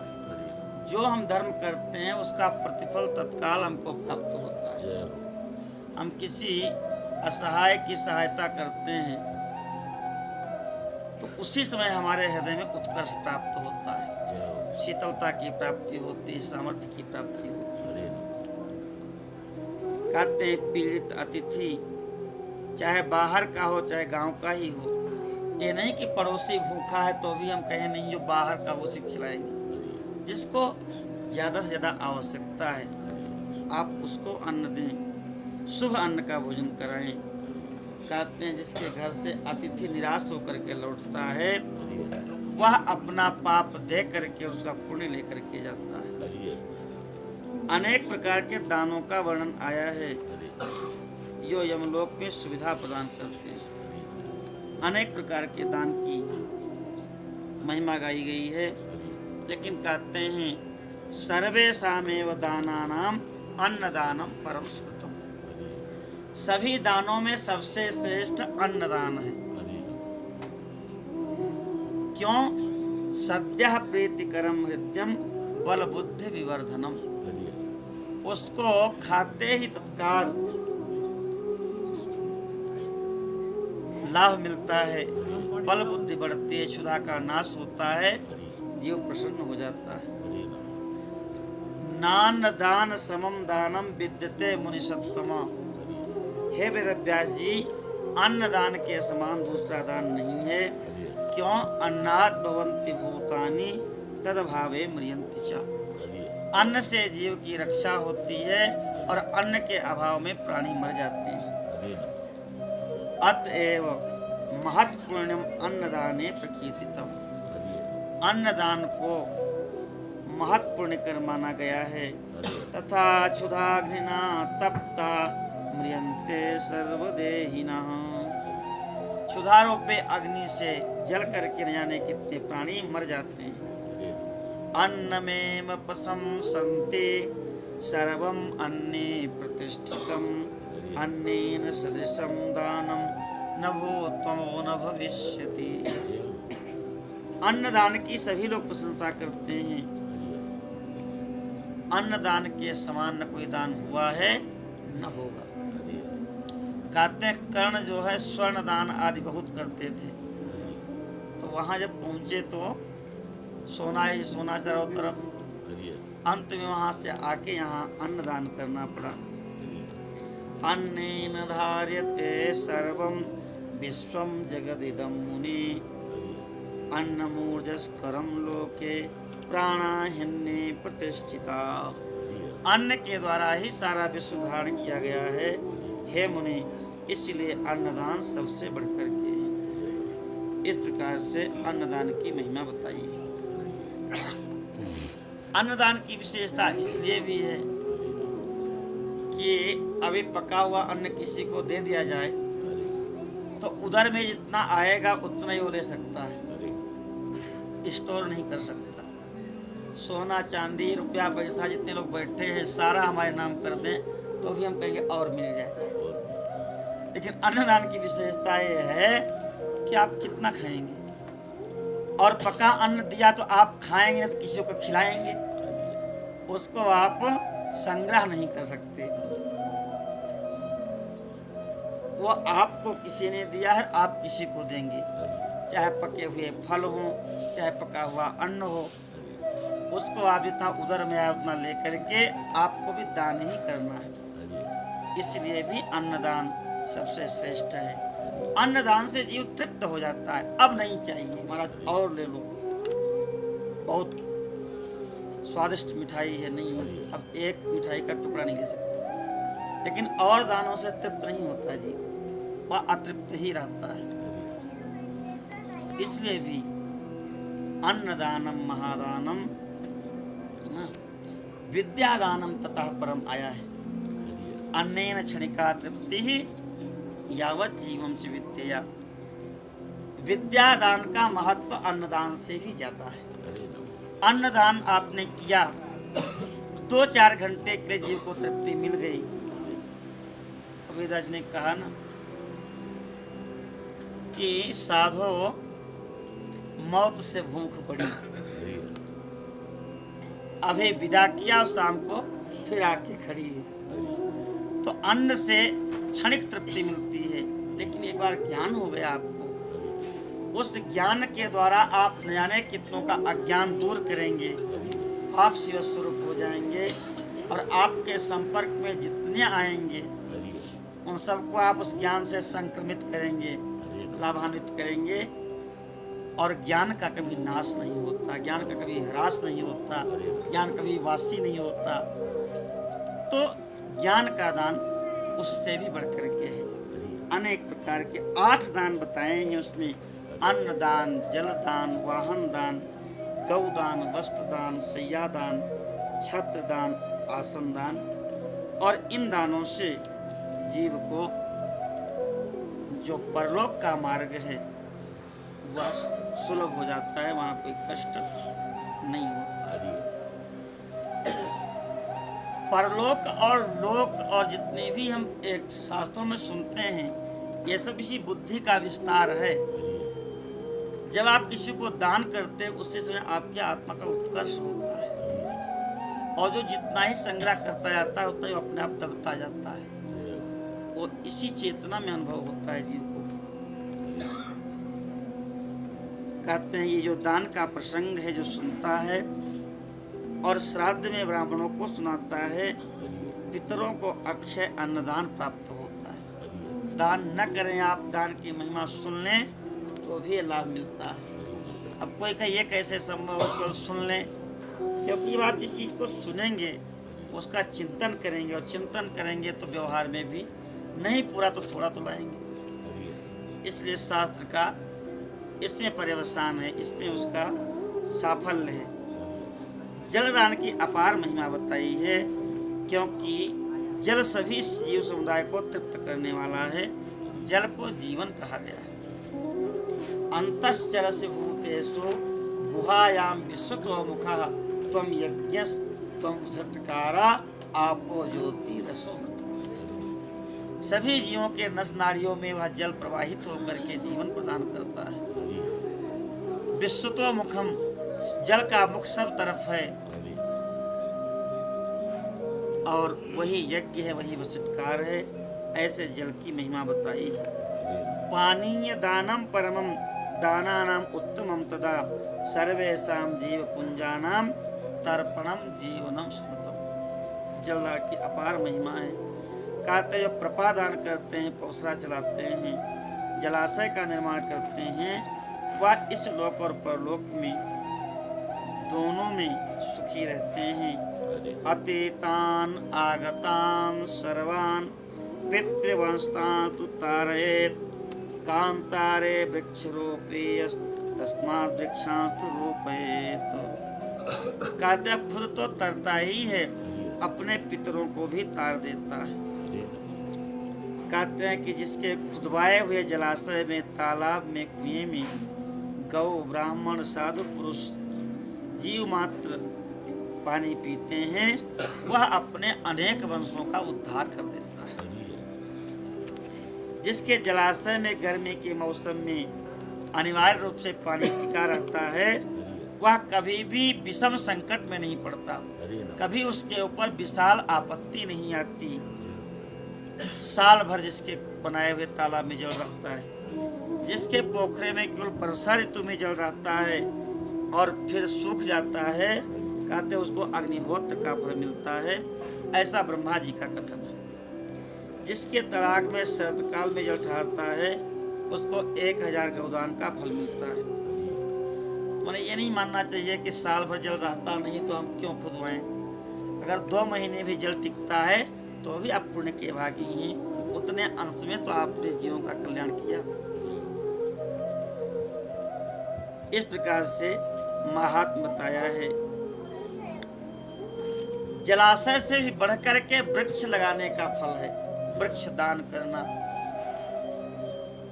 आपने वृक्ष लगाया, आप चले गए इस मृत्यु लोक से, माने बट वृक्ष लगा दिया जिसकी आयु 200 वर्ष की, 400 वर्ष की है। उसमें हजारों जीव अपना निवास बनाएंगे, उसके फलों को खा करके वो तृप्त होंगे और जब तक वो तृप्त होते रहेंगे तब तक अनंत लोगों को तृप्ति होगी। इसलिए पुत्र से भी बढ़कर के वृक्ष की महिमा बताई। जो वीरान और दुर्गम स्थानों में वृक्ष लगाते हैं, जहाँ पर वृक्ष नहीं है, और अपनी बीती हुई आने वाली संपूर्ण पीढ़ियों का वह उद्धार कर रहे हैं। वृक्ष अवश्य लगाना चाहिए। वृक्ष जो है, वृक्ष लगाने वाले के पुत्र ही होते हैं। जब पुत्र में दुविधा है, आपने पाला पोसा बड़ा किया, पता नहीं वो समाज को सुख देता है कि समाज को दुख देता है। जीवन में कितने लोगों के ठगी करे, चोरी करे, कष्ट दे, लेकिन वृक्ष कभी भी इनमें साइड इफेक्ट नहीं है। वो सदैव जब तक रहेंगे अपनी छाया से, अपने फल से, अपने वायु से कल्याण करेंगे, और जब वो संसार छोड़ के जाएंगे तो अपनी लकड़ी से भी जीवों का कल्याण करेंगे। इसलिए वृक्ष का बड़ा महात्म बताया। अक्षय फल उसको प्राप्त होता है।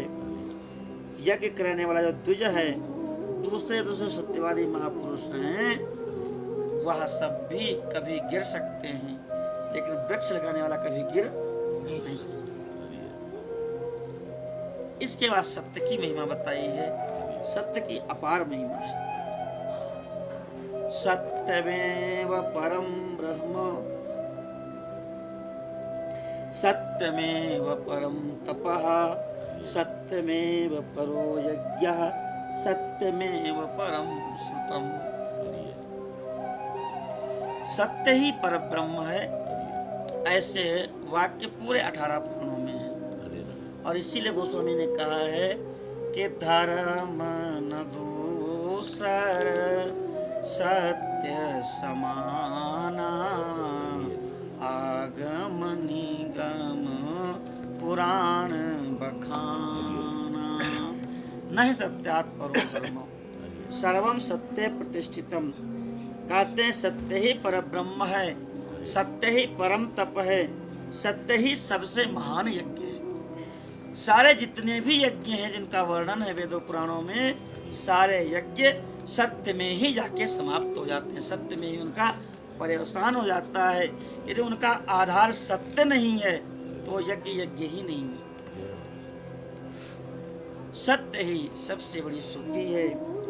सत्यम सुप्तेषु जागर्ति, सारी सृष्टि सो जाए लेकिन सत्य तो उस समय भी जगता रहता है। सत्यम च परमं पदम सत्येनैव धृता पृथ्वी सत्ये सर्वं प्रतिष्ठितम। यह पृथ्वी जो है वह सत्य के बल पर ही शेष के फण पर विराजमान है। यदि सत्य नहीं होगा तो पृथ्वी स्थिर नहीं रहेगी। जय बोलो सतगुरु भगवान की।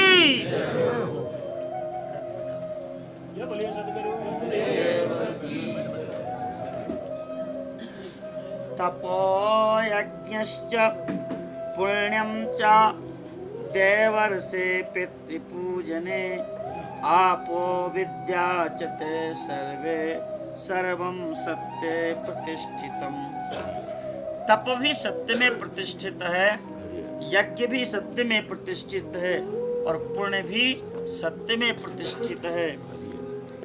देवता ऋषि और पितरों का पूजन भी सत्य में प्रतिष्ठित है। यदि उनके आधार में मूल में सत्य नहीं है तो सब व्यर्थ है। विद्या जल सब कुछ सत्य में ही प्रतिष्ठित है। सत्यम यज्ञस्तपोदानम मंत्रा देवी सरस्वती ब्रह्मचर्यम तथा सत्यम ओंकारः सत्यमेव च। सत्य यज्ञ दान तप सारे मंत्र देवता भगवती सरस्वती ब्रह्मचर्य और ओंकार ये सब सत्य में ही प्रतिष्ठित है। सत्य से ही सबकी प्रतिष्ठा है। सत्येन वायुरभ्येति, यह जो वायु प्रवाहित हो रही है, जैसे प्राणवायु को लेके हम सब जीवित है, सारा जगत जीवित है, यह वायु भी सत्य के प्रभाव से ही प्रवाहित हो रही है। सत्येन तपते रविः, यह भगवान सूर्य जो तप रहे हैं, सूर्य आत्मा जगतस्तुकश्च, संपूर्ण जगत की आत्मा है। या सूर्य भी सत्य में प्रतिष्ठित है।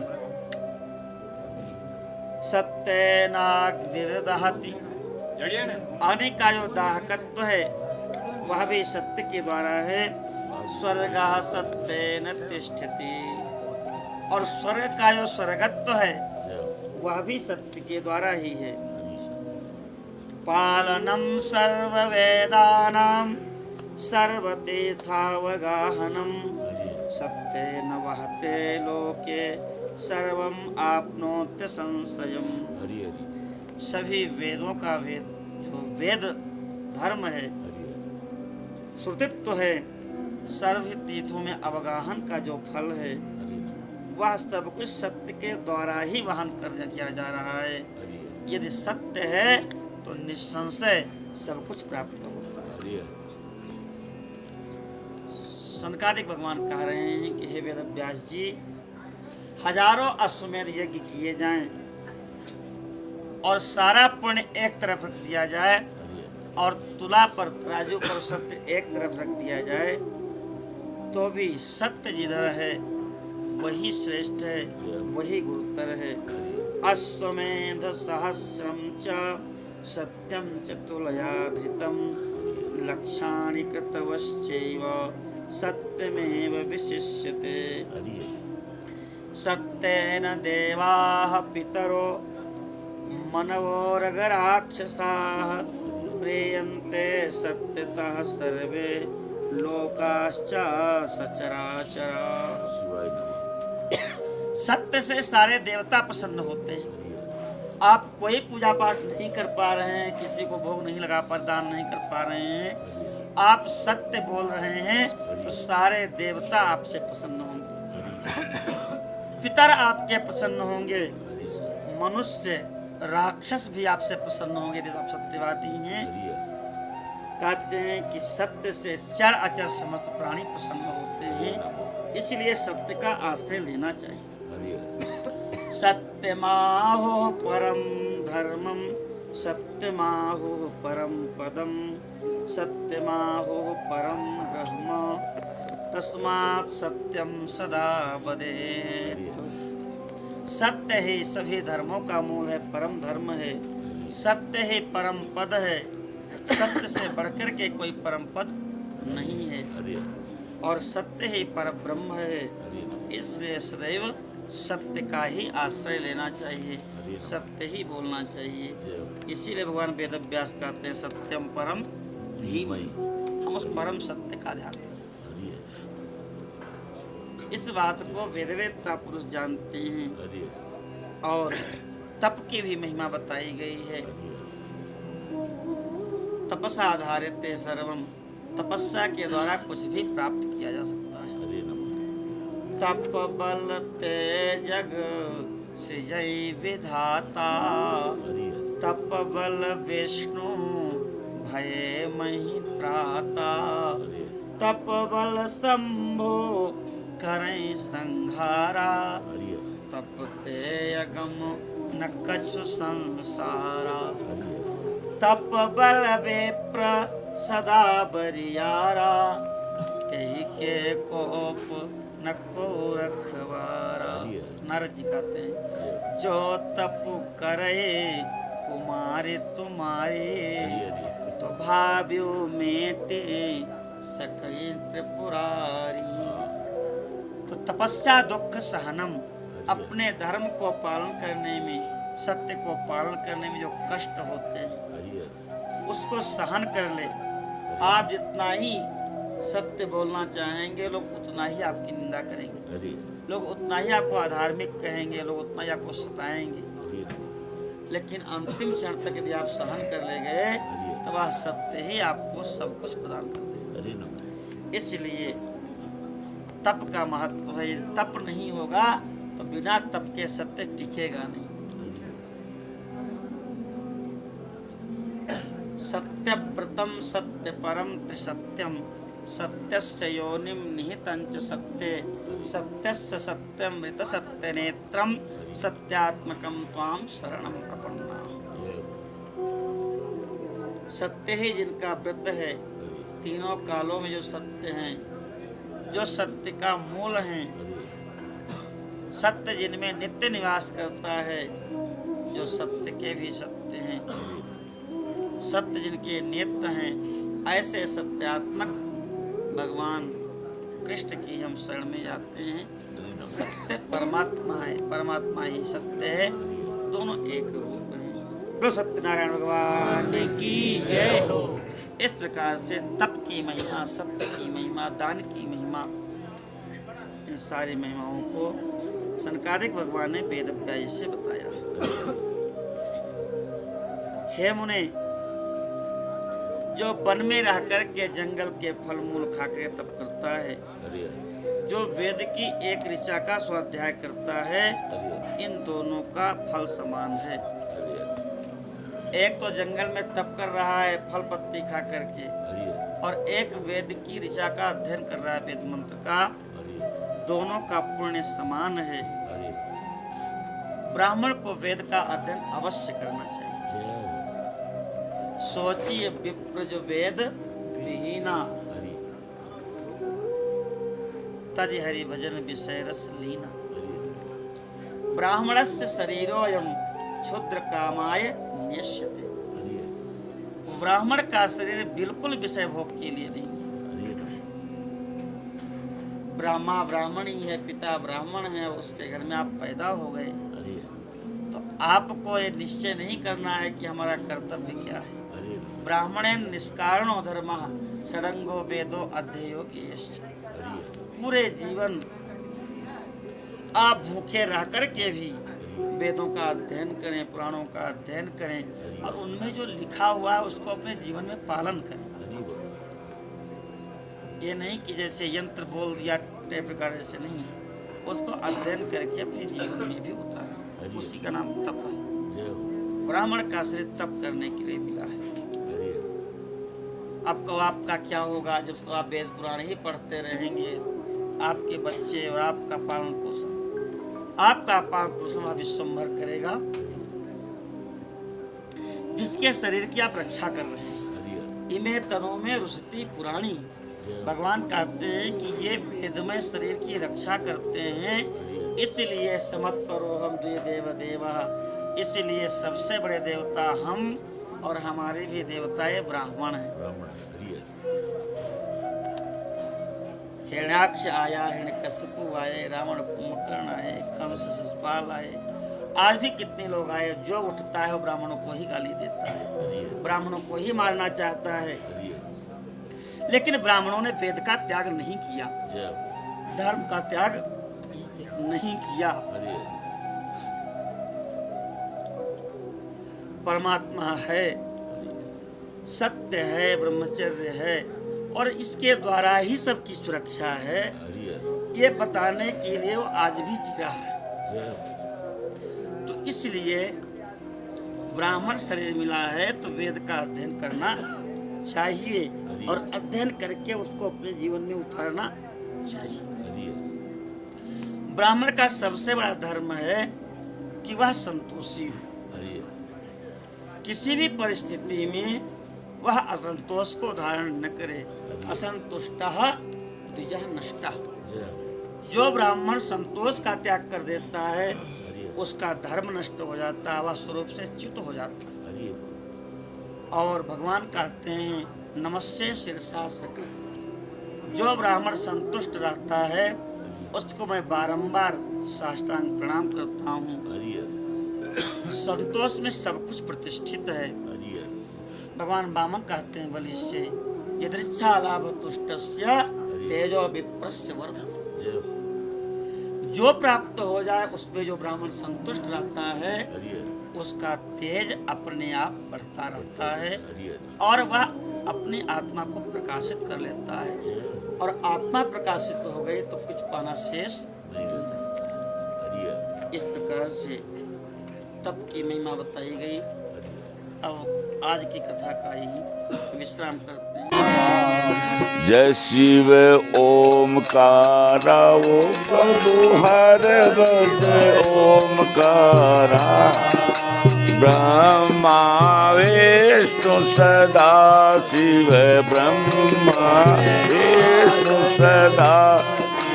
अध गंगे दारा ओम हर हर हर। देव एकानंद चतुरानंद पंचानंद राधे। शिव पंचानंद राधे। हंसासन गरुड़ासन हंसासन ब्रजवाहन राधे। ओम हर हर। देव दोय भुज चार चतुर भुज दस भुज। सोवे वो शिव दस भुज ते सोवे।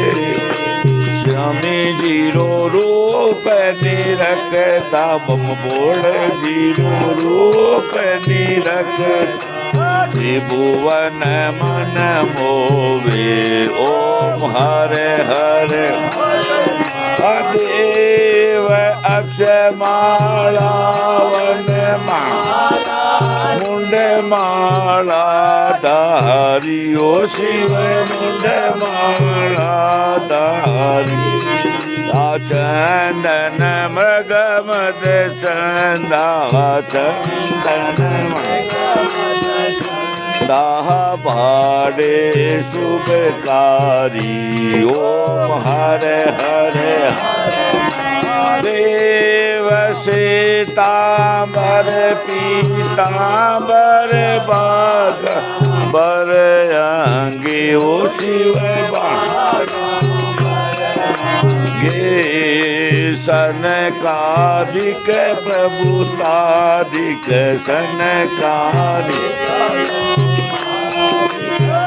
भूतादित संगे ओम हरे हरे देव कर्मा देय कमांडल चकति शूल धरता शिव चकति शूल धरता जग करता जग करता सुख करता रे दुख ताहा जग पालन करता ओम हरे हरे देव लक्ष्मी वर उमियावर सावत्री संगी शिव सावत्री संगी पार्वता अद गंगा पार्वता हरे भोले गंगे ओम हरे हरे देव ब्रह्मा विष्णु सदा शिव जानत अविवेक शिव जानत अविवेका अपरनाक्षर के मादे ओम मादे यह तीनों एका ओम हरे हरे देव काशी में विश्वनाथ नंदो ब्रह्मचारी ओ शिव भोलो ब्रह्मचारी नित उठ भोग लगावत नित उठ दर्शन महिमा अति बारी ओम हरे हरे देव त्रिगुणा स्वामी जी की आरती जो कोई नर गावे उजारा मन शुद्ध हो जावे वर्णत शिवानंद स्वामी रटत ऐचा फल पावे ओम हरे हरे देव जय शिव ओम काराओ शिव हरे भज ओम का शिव पूरी जटावार शिव तीन नेत्रवार शिव दो ये पुत्रवार शिव गण बीच मुंडे मां शिव ओडे मृग चा ओ शिव पार बतारे प्यारा जब गाना